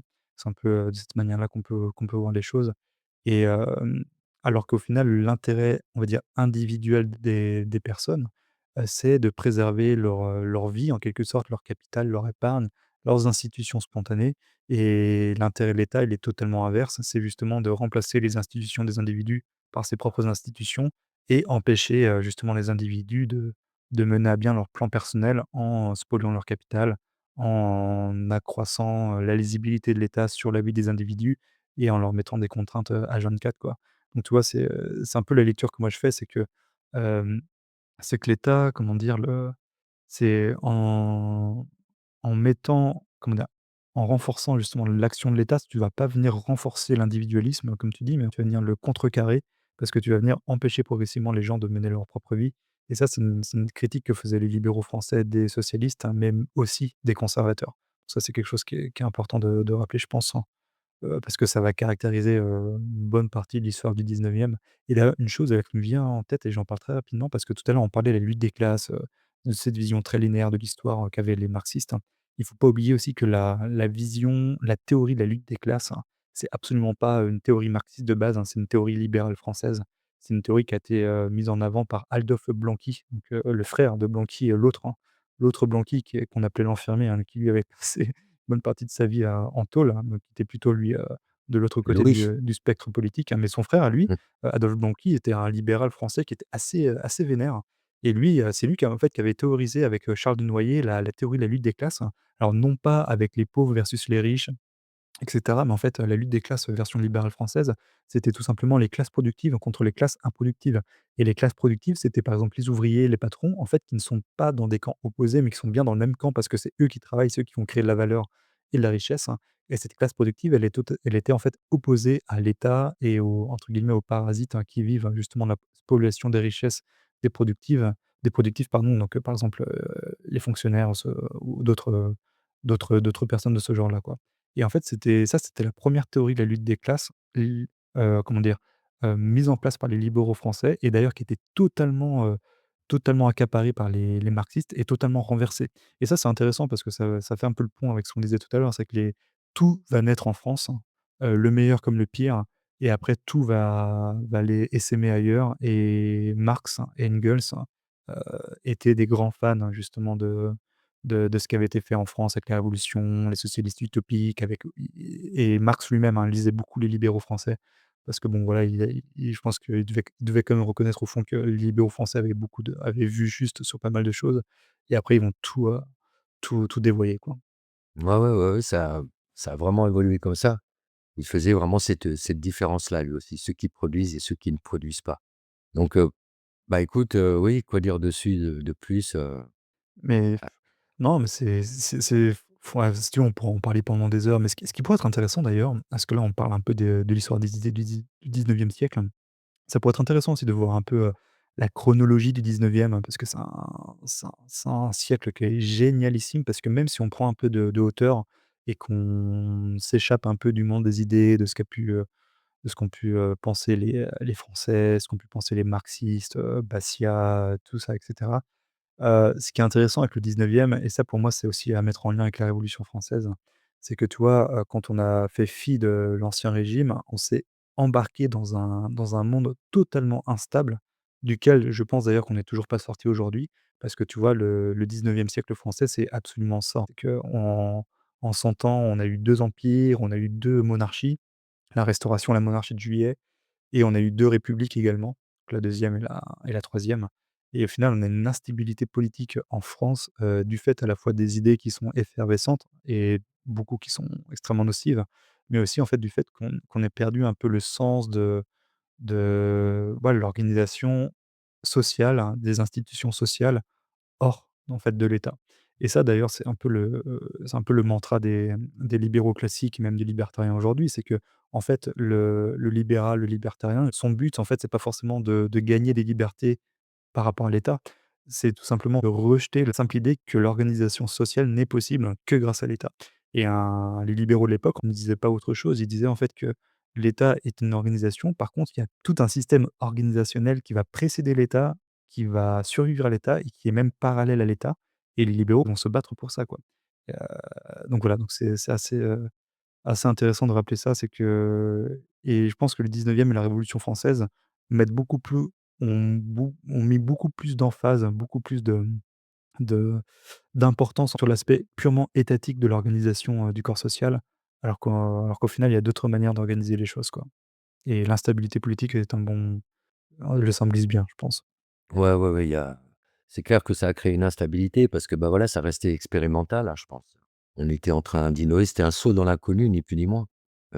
C'était, bah, là, tout d'un coup, le peuple, il se dirige tout seul, il y a plus de roi, de personnes légitimes, qui sont désignées par Dieu pour diriger les choses. Donc, oui, il a fallu expérimenter et ça s'est pas toujours bien passé. Les côtés les plus sombres de l'être humain, ils sont revenus, quoi. Mais est-ce qu'on a su vraiment diriger avant? Heu, voilà, c'est pareil, c'est la même question, ça. C'est toujours un équilibre, c'est toujours une balance entre, du bien et du mal, voilà, de la lumière et des ténèbres et c'est toujours un peu les 2 qui ressort de tout. Moi, c'est ce que je constate, hein.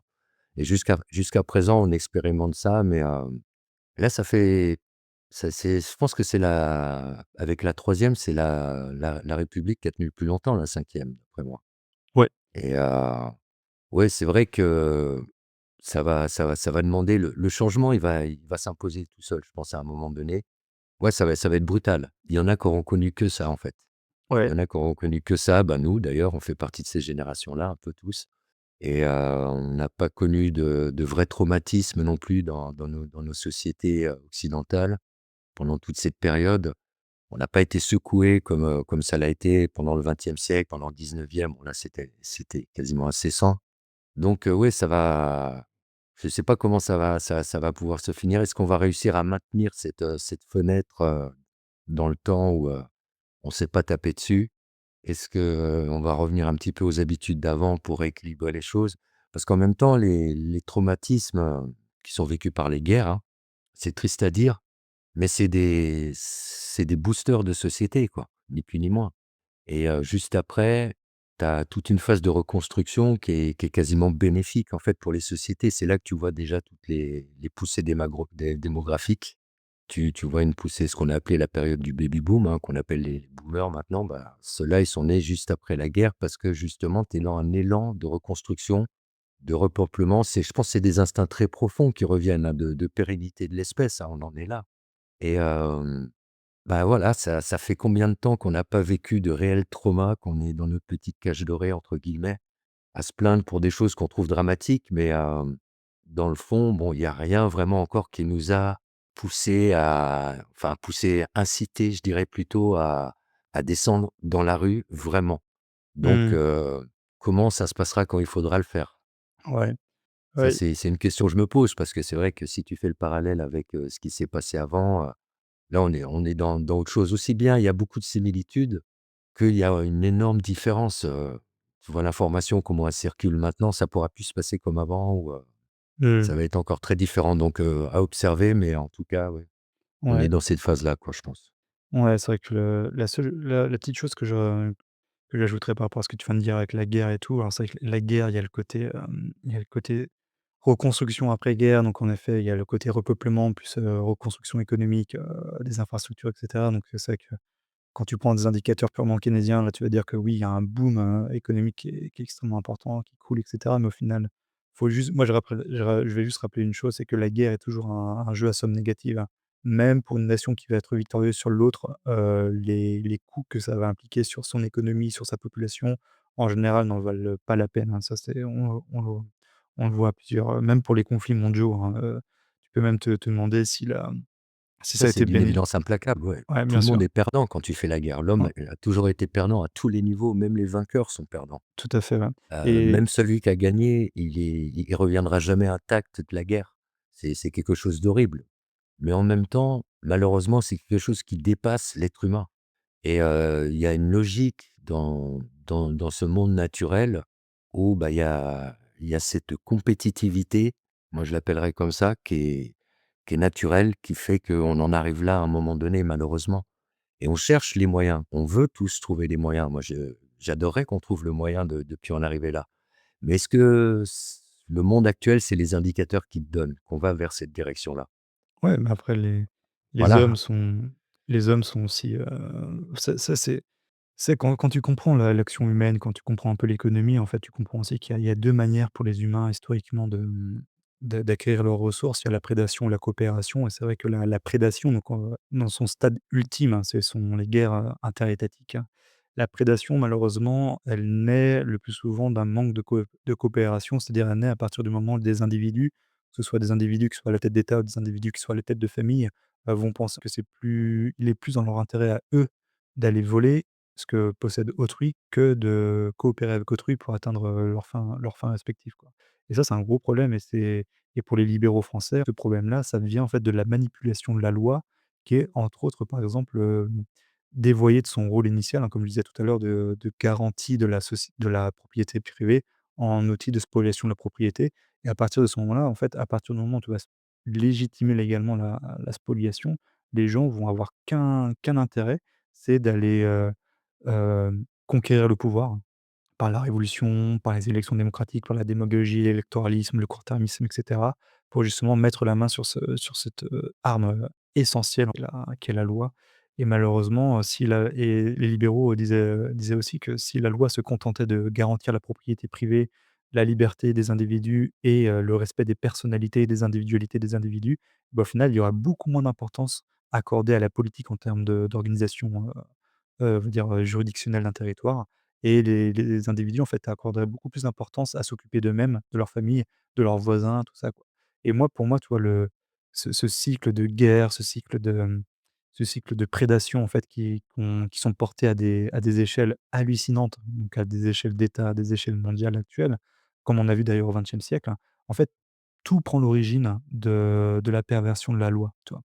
En tout cas, moi, c'est comme ça que je le lis et le stade ultime qu'on a atteint à la fin du 19e et surtout au début du 20e siècle, c'est la perversion par la loi de la monnaie et ça, à partir de du moment où la loi a réussi, en fait, à arracher la monnaie de la rareté naturelle, bah, justement, ça a permis à l'État de mettre la main sur le plus grand monopole qui soit, donc le capital monétaire et ça a enclenché un cycle, hallucinant de guerre totale et du monde dans lequel on vit aujourd'hui.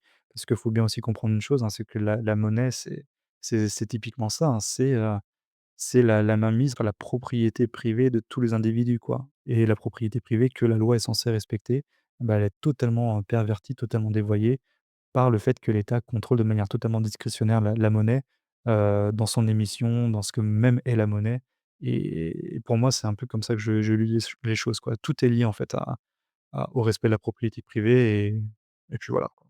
Ouais, bah, oui, oui, je suis d'accord, hein.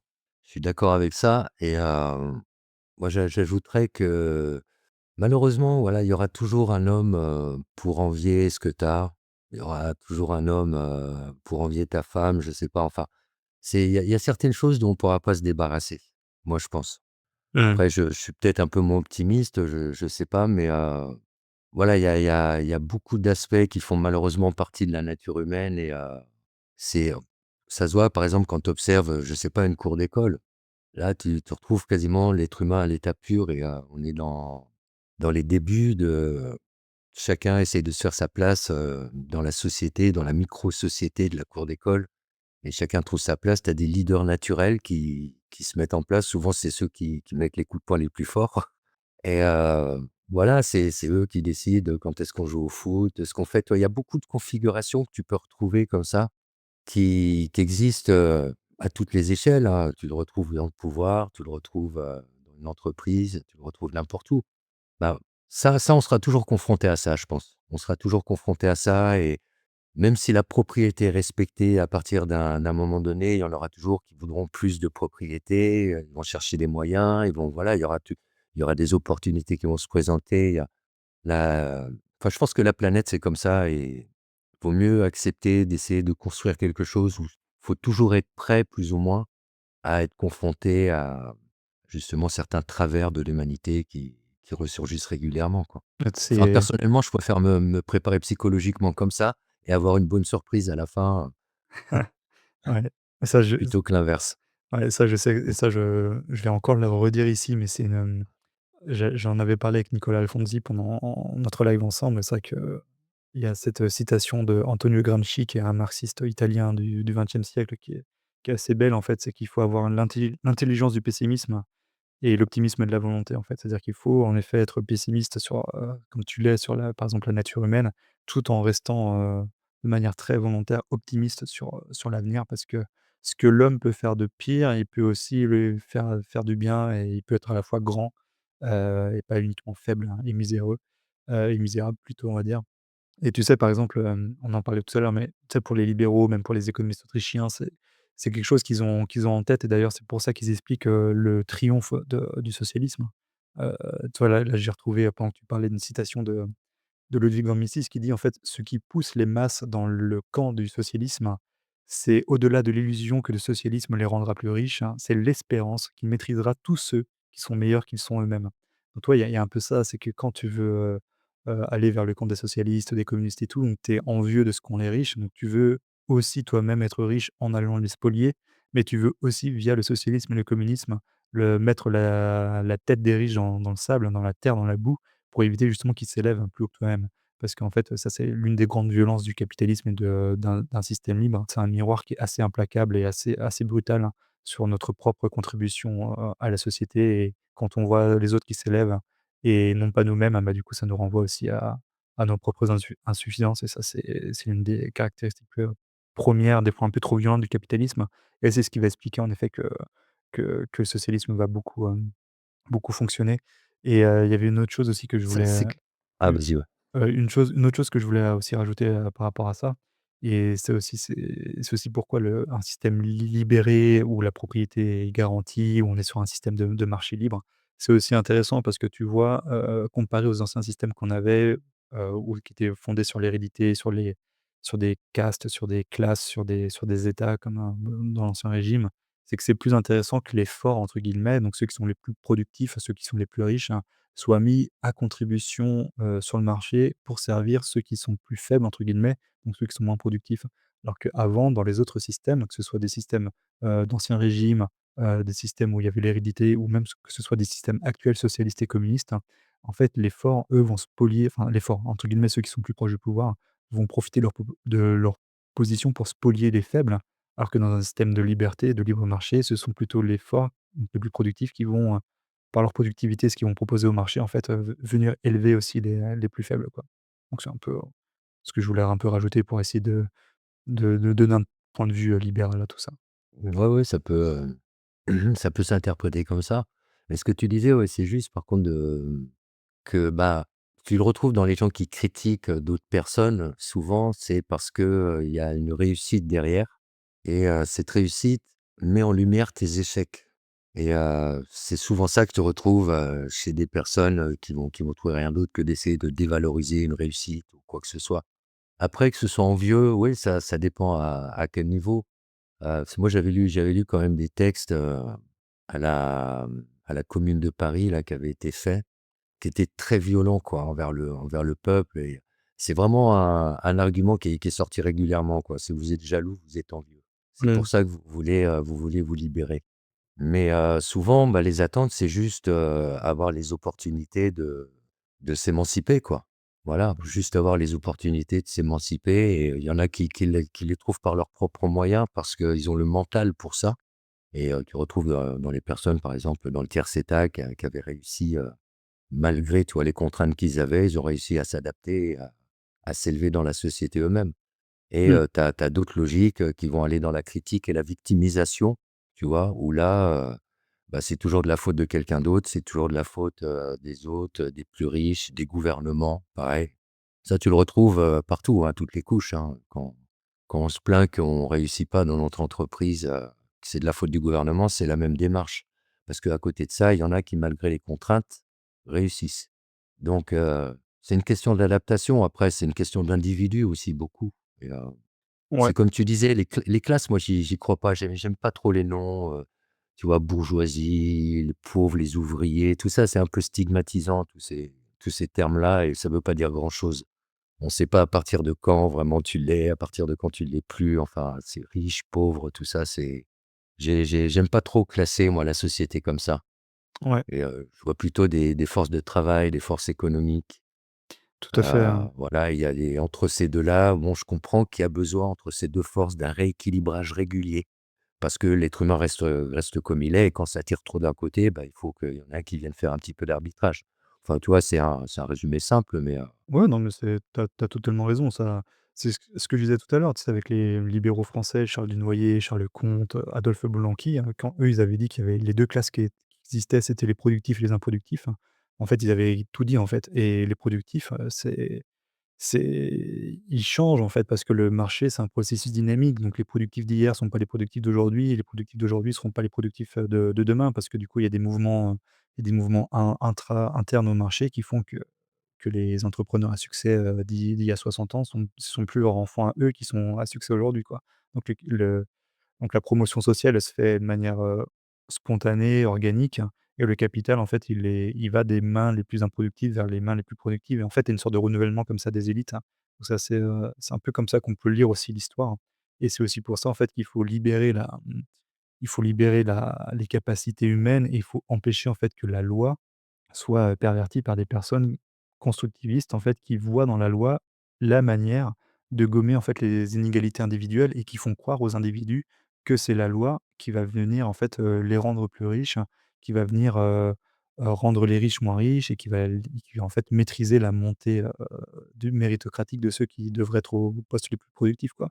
Et malheureusement, il faut faire l'éducation pour que les gens ne tombent pas dans ce piège-là et c'est en libérant, je pense, le potentiel que la personne qui est aujourd'hui la moins productive va avoir plus enfin, comment dire?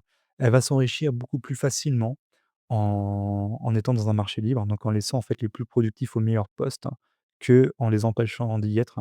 Parce que si aujourd'hui, tu sais, une personne qui est tu sais, aujourd'hui, on est comme dans un monde assez fabuleux, hein, même si on est dans un monde qui est absolument pas capitaliste ou libéral, hein, parce que du coup, on a perdu le contrôle sur la monnaie en 1914, donc on est toujours dans une économie qui est administrée d'un point de vue, en tout cas monétaire. Faut se dire une chose, même si on est dans un système qui est extrêmement même moi je dirais même qui est même pas du tout capitaliste, on a quand même aujourd'hui la chance de voir, bah, que les personnes modestes vivent mieux que je sais pas, que des rois il y a 150 ans, tu vois? Vivent mieux que Louis XVI avant qu'il se fasse, guillotiner, tu vois? Donc c'est ça aussi la magie de la chose et en fait tu t'élèves socialement par ce biais-là, quoi et pas Et par un autre. on prend quand même, ouais, ouais, ouais, je suis tout à fait d'accord, hein, mais sans faire la comparaison, non plus avec, parce qu'on pouvait dire la même chose, il y a 200 ans aux paysans qui étaient avec Louis XVI et puis lui dire que, bah, 200 ans avant, les gars, ils vivaient pire que toi. Mais bon, faut toujours mieux être Louis XVI quand même, que le paysan. Oui, bien Mais sûr, ouais, par contre, c'est les opportunités, moi, je pense, qui sont beaucoup plus présentes maintenant qu'ils l'étaient beaucoup moins avant. Et jusqu'au 19e siècle, hein, il faut le dire, hein, si tu faisais partie des forces de travail, il y a très, très peu de chances que tu arrives à t'émanciper à un moment donné hors de ce statut. Et ça demandera beaucoup de créativité, d'aptitude et autres. Et il y en a pas beaucoup d'ailleurs que je pense qui l'ont réussi. Or que maintenant, on n'est plus dans cette configuration-là vraiment.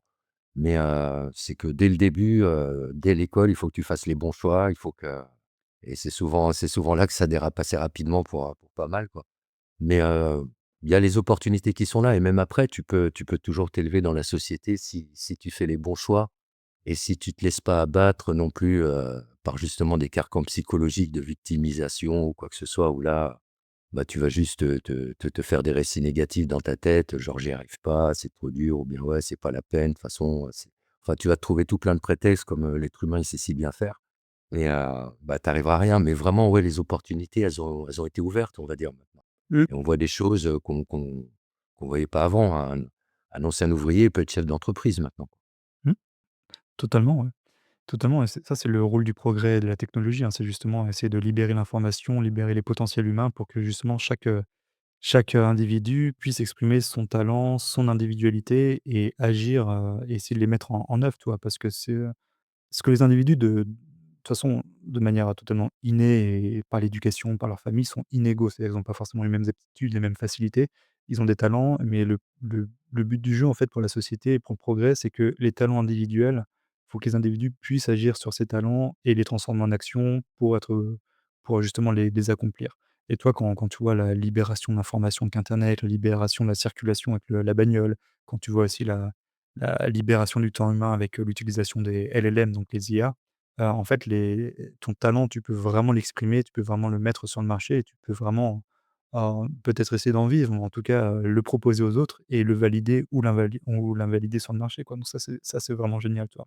Et une autre chose, moi, que je voulais dire aussi par rapport à ça, parce que ça va me permettre d'aborder le dernier sujet de notre entretien ce matin, c'est libérer le potentiel humain. Ça passe aussi, mine de rien, par lui permettre, en fait, d'utiliser une monnaie dans laquelle il va pouvoir stocker donc son temps et son énergie, hein, parce que c'est ça aussi la monnaie, c'est une transcription un peu abstraite de temps et d'énergie, dans ce bien, la monnaie qui va te permettre, toi, après, de différer cette utilisation de temps et d'énergie dans l'espace, pour échanger avec d'autres personnes ou dans le temps, pour différer ta productivité actuelle et en profiter dans 10, 15, 20, 30 ans, tu vois? Et je pense, tu vois, les gens, pour qu'ils puissent s'exprimer le plus possible, hein, pour éviter justement qu'ils tombent dans le piège d'être envieux des autres et tout, tu vois? Faut qu'ils puissent, accéder à la liberté d'information, de circulation, d'opinion et tout. Il faut aussi qu'ils puissent, avoir un moyen fiable dans lequel ils peuvent avoir confiance, donc une sorte de certitude, d'instrument de liberté, d'instrument de certitude qui va leur permettre justement ouais, de maximiser leur action, de stocker, le fruit de leur productivité passée pour en l'utiliser plus tard et pour moi, c'est aussi ça le rôle de la monnaie, quoi. Et je pense que et pourquoi est-ce que j'en parle, hein? C'est pas forcément uniquement pour parler de bitcoin parce que bon, voilà, mais c'est aussi pour dire aussi une chose, c'est que tout le développé là qu'on vient de faire depuis à peu près 1h40 qu'on discute ensemble, avec justement cette, vision très collective de la société. On va déconstruire, reconstruire, on va gommer l'individu, on va plutôt mettre en avant le collectif, hein. En fait, tout ça, ce sont des chimères parce que la seule manière de d'avancer véritablement, c'est l'individu qui peut le faire et pour ce faire, il faut qu'on lui donne le moyen de le faire et je pense que la monnaie est un de ces moyens, tu vois?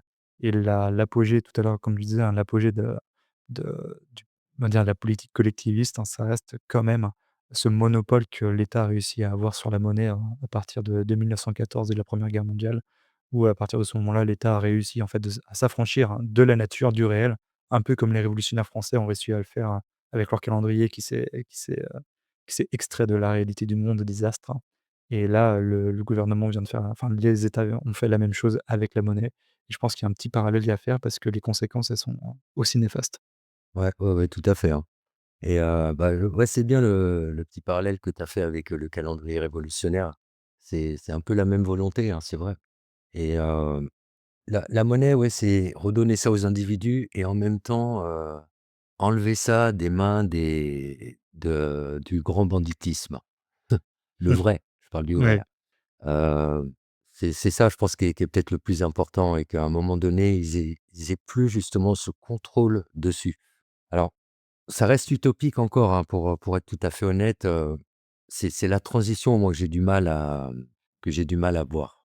Et c'est ça un petit peu que je verrais comme une pierre d'achoppement, mais oui, il faudrait passer à autre chose parce que à partir de quand justement, bah, ils pourront plus contrôler la masse monétaire comme ils veulent et à partir de quand et de quelle façon justement cette transition elle se fera? Est-ce que c'est une progression sur 100 ans, 150 ans? Je sais pas. Est-ce que c'est progressif et les monnaies fiat deviennent accessoires, transitoires? Je sais pas. Mais Mmh. c'est vrai que changer de système monétaire comme ça, c'est un peu pareil. C'est comme changer de système politique, quoi, je pense. Ouais. Bah, de toute façon, on peut si tu veux, on peut même terminer un peu comme ça, tu vois? On peut se dire: «Tiens, là, on est en 2025, on arrive un peu, en fin d'année 2025, bientôt 2026, on arrive à on est plus de 200 ans après la Révolution française, tout ça, machin». On a vu depuis la Révolution française on va dire le camp un peu collectif, c'est-à-dire celui qui va penser la société, les rapports individuels uniquement, via le collectif, hein, ce qu'on disait tout à l'heure, hein, la responsabilité collective, la liberté collective, la propriété collective et cetera. Et on peut se dire, bah, aujourd'hui, on arrive peut-être un peu au bout de ça et le l'étape ultime, ça a été donc le contrôle de l'État sur la monnaie. Donc ce qui a permis justement de mettre en œuvre tout cet agenda, ultra collectif, hein, parce qu'aujourd'hui, il faut bien que les gens comprennent, si l'État a le contrôle sur la monnaie, bah, il peut en fait, déconstruire toutes les institutions spontanées, la famille, les communautés, les anciens systèmes de solidarité, d'entraide, pour proposer en fait son propre système à lui, hein, que ce soit les retraites, les subventions à gogo pour tout et n'importe quoi et la monnaie lui permet ça et par exemple, si on arrive dans un monde où c'est plus le cas, où les individus peuvent, choisir leur monnaie, et où dans un monde hypothétique où tu démonétises, pardon, les États, bah, comment est-ce qu'on pourrait presque revenir à des à un monde un peu moins collectivisé, enfin, les individus seraient beaucoup plus responsables, je pense, de leur famille. Ils auraient une préférence temporelle beaucoup plus basse, beaucoup plus tournée vers l'avenir. Il y aurait moins d'incertitude justement sur ce qu'un État ou une banque centrale pourrait faire de la monnaie, c'est-à-dire, l'inflation, les fortes, dévaluations monétaires, les fortes impressions de la monnaie, la baisse du pouvoir d'achat continu et cetera. Alors que si l'individu a une monnaie, on va dire comme Bitcoin, où il sait que la quantité est fixe et que la valeur de la monnaie va refléter à terme les gains de productivité, donc c'est-à-dire tu auras un pouvoir d'achat de l'unité monétaire qui va augmenter.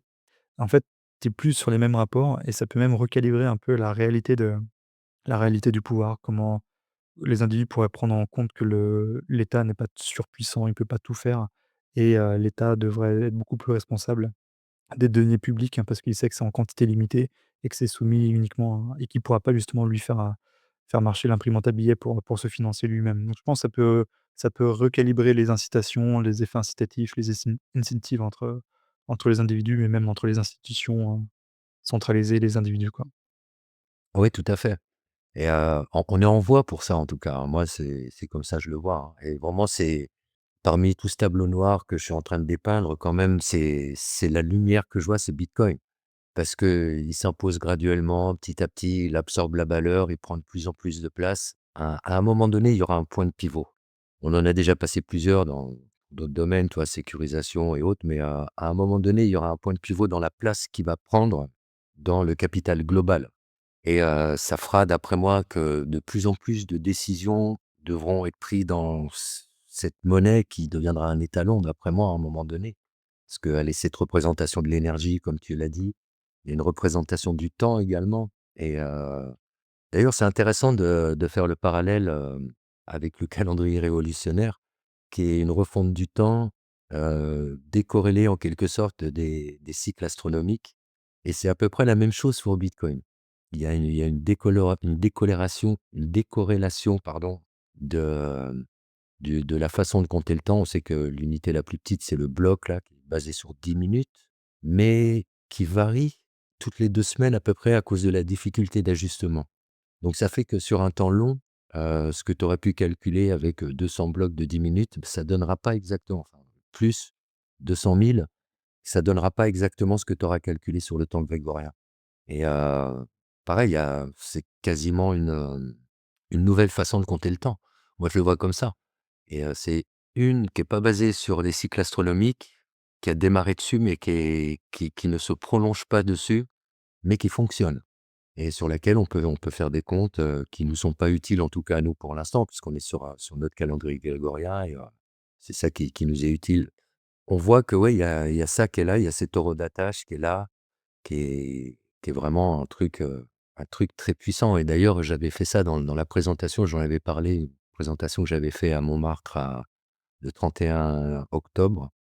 J'avais parlé justement de cet ancêtre un petit peu là, du système d'Haber-Esterleta qu'ils avaient fait en 91 où ils ont publié le premier hash cryptographique dans un journal et en fait, ils ont eu cette idée de génie parce que à cette époque, les systèmes d'horodatage étaient tous centralisés, obligatoirement. Internet, n'existait pas et ça posait des problèmes dans certains cas. Ils travaillaient surtout avec des notaires et dans certains cas, ça posait des problèmes parce qu'ils pouvaient antidater des documents ou quoi que ce soit. Donc ils le faisaient sans doute pas, c'était pas dans leur intérêt, mais ils pouvaient le faire et juste ça, c'était un petit souci et justement la méthode de publication dans les journaux, c'était une méthode déjà connue depuis très longtemps, comme une Mmh. méthode, pour lutter contre l'antidatage d'un événement ou d'un document ou quoi que ce soit.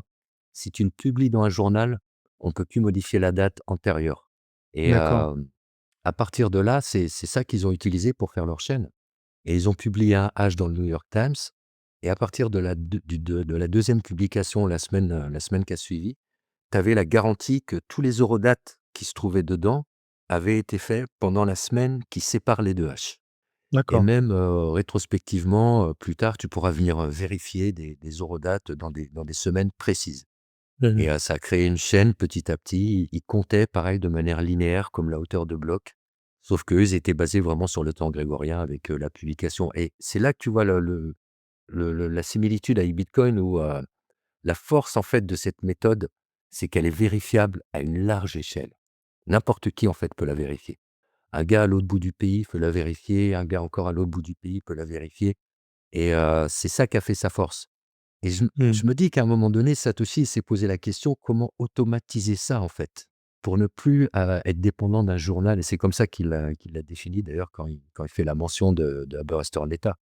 Il dit tel que dans un journal ou un forum internet comme ça se faisait avec aussi TimeSec de Kiskater, les Belges et qui était inspiré complètement du système d'Haber-Esterleta, mais qui a pas vraiment fonctionné et voilà, il s'est basé sur ça, il a réussi à automatiser ça, il a dû rajouter des éléments comme la difficulté d'ajustement pour faire des arbitrages encore dans des domaines, qui pesaient sur le coût de sur le marché, ni plus ni moins, en fait. Ça fait un arbitrage sur le marché maintenant, ni plus ni moins, avec la confrontation du coût de production et du prix et il a ajouté cet élément. Enfin voilà, encore je ne veux pas redire encore une fois que c'est du génie à l'état pur, mais Ah, c'est du génie à l'état c'est ce pur. que j'ai envie de dire, quoi. Vraiment, moi, à chaque fois que j'en parle ou que je commence à détailler ça, je m'émerveille dans ma tête parce que c'est complètement incroyable et il a Mmh. lâché ça dans la nature, enfin sur internet quoi et voilà le truc il fonctionne tout seul, de manière autonome et il compte le temps depuis 15 ans quoi maintenant. Ouais, c'est ça, bah, c'est un peu, q je pense que ça peut faire un très beau mot de la fin parce qu'en effet, quand tu prends, en fait, le délire un peu constructiviste, collectiviste de même repenser et remodeler le temps lui-même, c'est assez intéressant, tu vois? Et Bitcoin, du coup, lui, c'est un peu le remède à cette volonté parce que, toi, tu peux pas t'affranchir du temps tel que les astres, le font, mais tu pourras même pas aussi t'affranchir du temps tel qu'il est calculé sur la time chain de Bitcoin, quoi. Avec justement, comme tu l'as dit, avec ces cycles de blocs toutes les 10 minutes, ces difficultés d'ajustement, ces halvings tous les 4 ans et cetera. Donc c'est une sorte de vérité, une certitude, que tu ne pourras pas retirer aux individus, peu importe ta volonté de déconstruire, de reconstruire un modèle social. Et c'est ça aussi, moi, je trouve, tu vois, Bitcoin, ça rajoute un pilier justement dans cette liberté des modernes, toi, cette liberté individuelle, c'est que Bitcoin individualise vraiment la souveraineté, l'épargne, la monnaie, ça via le système des clés, tout ça, et ça rajoute en fait une protection supplémentaire contre ceux qui voudraient utiliser la monnaie contre les individus ou qui voudraient utiliser, la loi pour venir, spolier ton épargne et tout, toi. Ça permet justement de renforcer un peu le camp, on va dire, des modernes contre le camp des anciens, et c'est pour ça que Bitcoin est peut-être aussi une réponse un peu à cette grande parenthèse ouverte, depuis la Révolution française. On voit une sorte de glissement continuel vers ça, vers le collectivisme le plus total, et moi ça me fait penser à une citation qu'avait Friedrich Hayek dans un de ses bouquins, où il disait justement qu'il y a 2 grandes tendances, hein, dans l'histoire européenne. C'est la tendance de la Renaissance, hein, et la tendance, justement des collectivistes totalitaires. C'est que là, tu as la tendance Renaissance où c'est l'individu, c'est l'humanisme en fait qui est prôné, et tu as la tendance, totalement inverse, c'est le but du jeu aussi de l'économie et des économistes et du marché libre en fait, c'est cette lutte incessante entre les 2 quoi, et je pense que Bitcoin, c'est un sacré outil pour ça, quoi. C'est l'espoir Bitcoin. C'est vraiment moi c'est ça pour moi et c'est il peut jouer un rôle de garde-fou en fait dans plusieurs domaines. Dans la monnaie comme tu l'as stipulé, dans le domaine du temps, dans le domaine de l'énergie. Il peut jouer un rôle d'arbitre à un moment donné si nécessaire.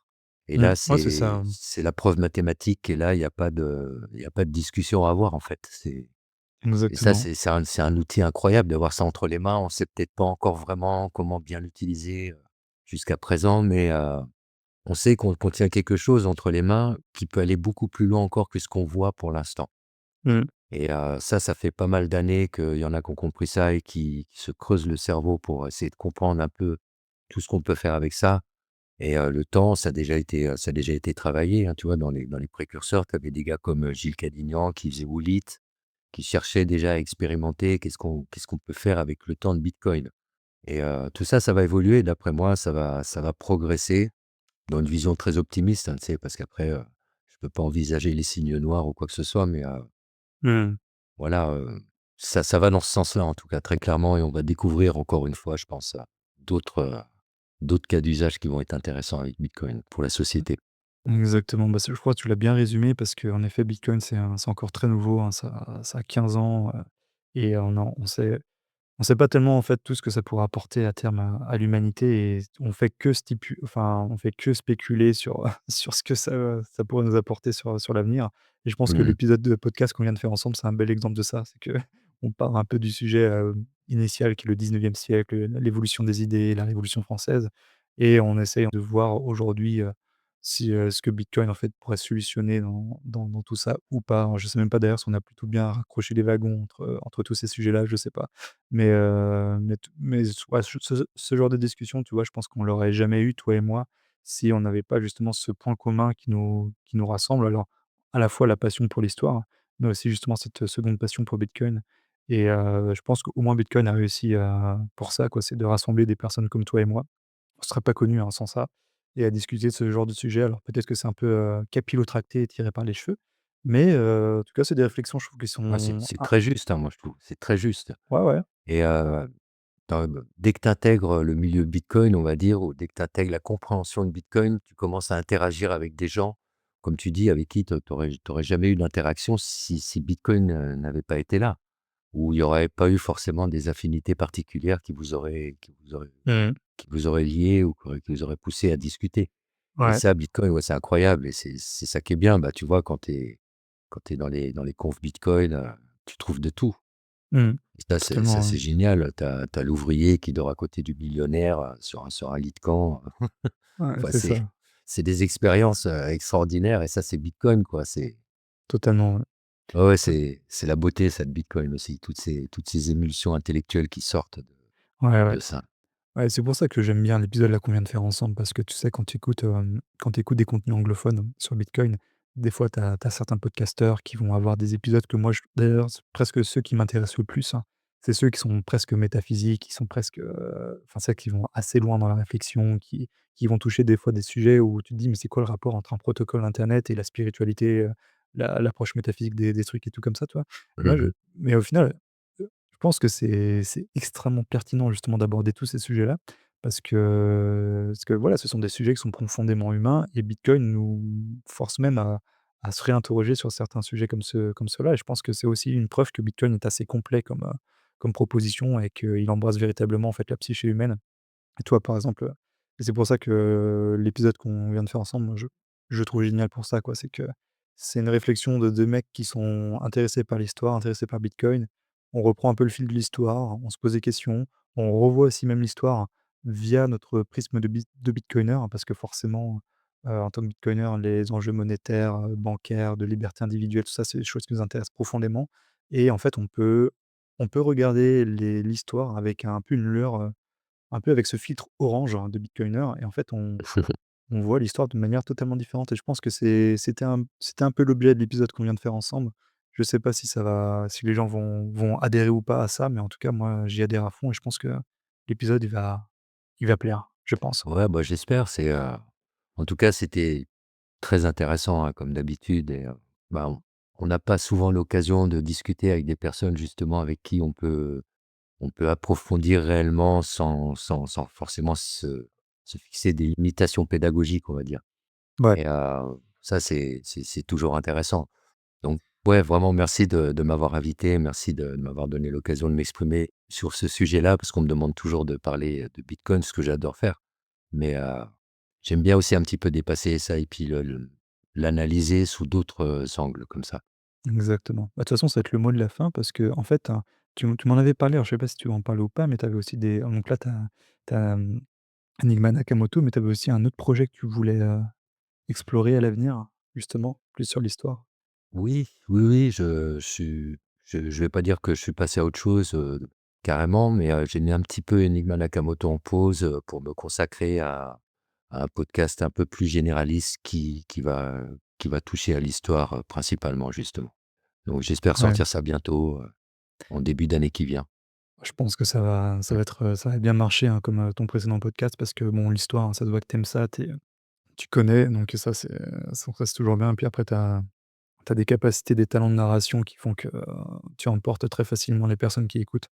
Moi, je pense que ça peut que marcher et en tout cas, tu pourras compter sur moi pour écouter parce que l'histoire, j'adore ça, donc Bah, c'est bien, j'espère que ça plaira, ouais, quand même. Après, voilà, c'est comme pour Enigma Nakamoto, c'est pour inciter les gens à faire plus de recherches, à aller chercher plus loin et justement s'instruire un peu plus, parce que des personnes comme toi, comme moi, qui avons déjà fait ces démarches-là, on a conscience justement à quel point c'est important et à quel point, il faut aller vérifier, toujours, ce qu'on vous dit.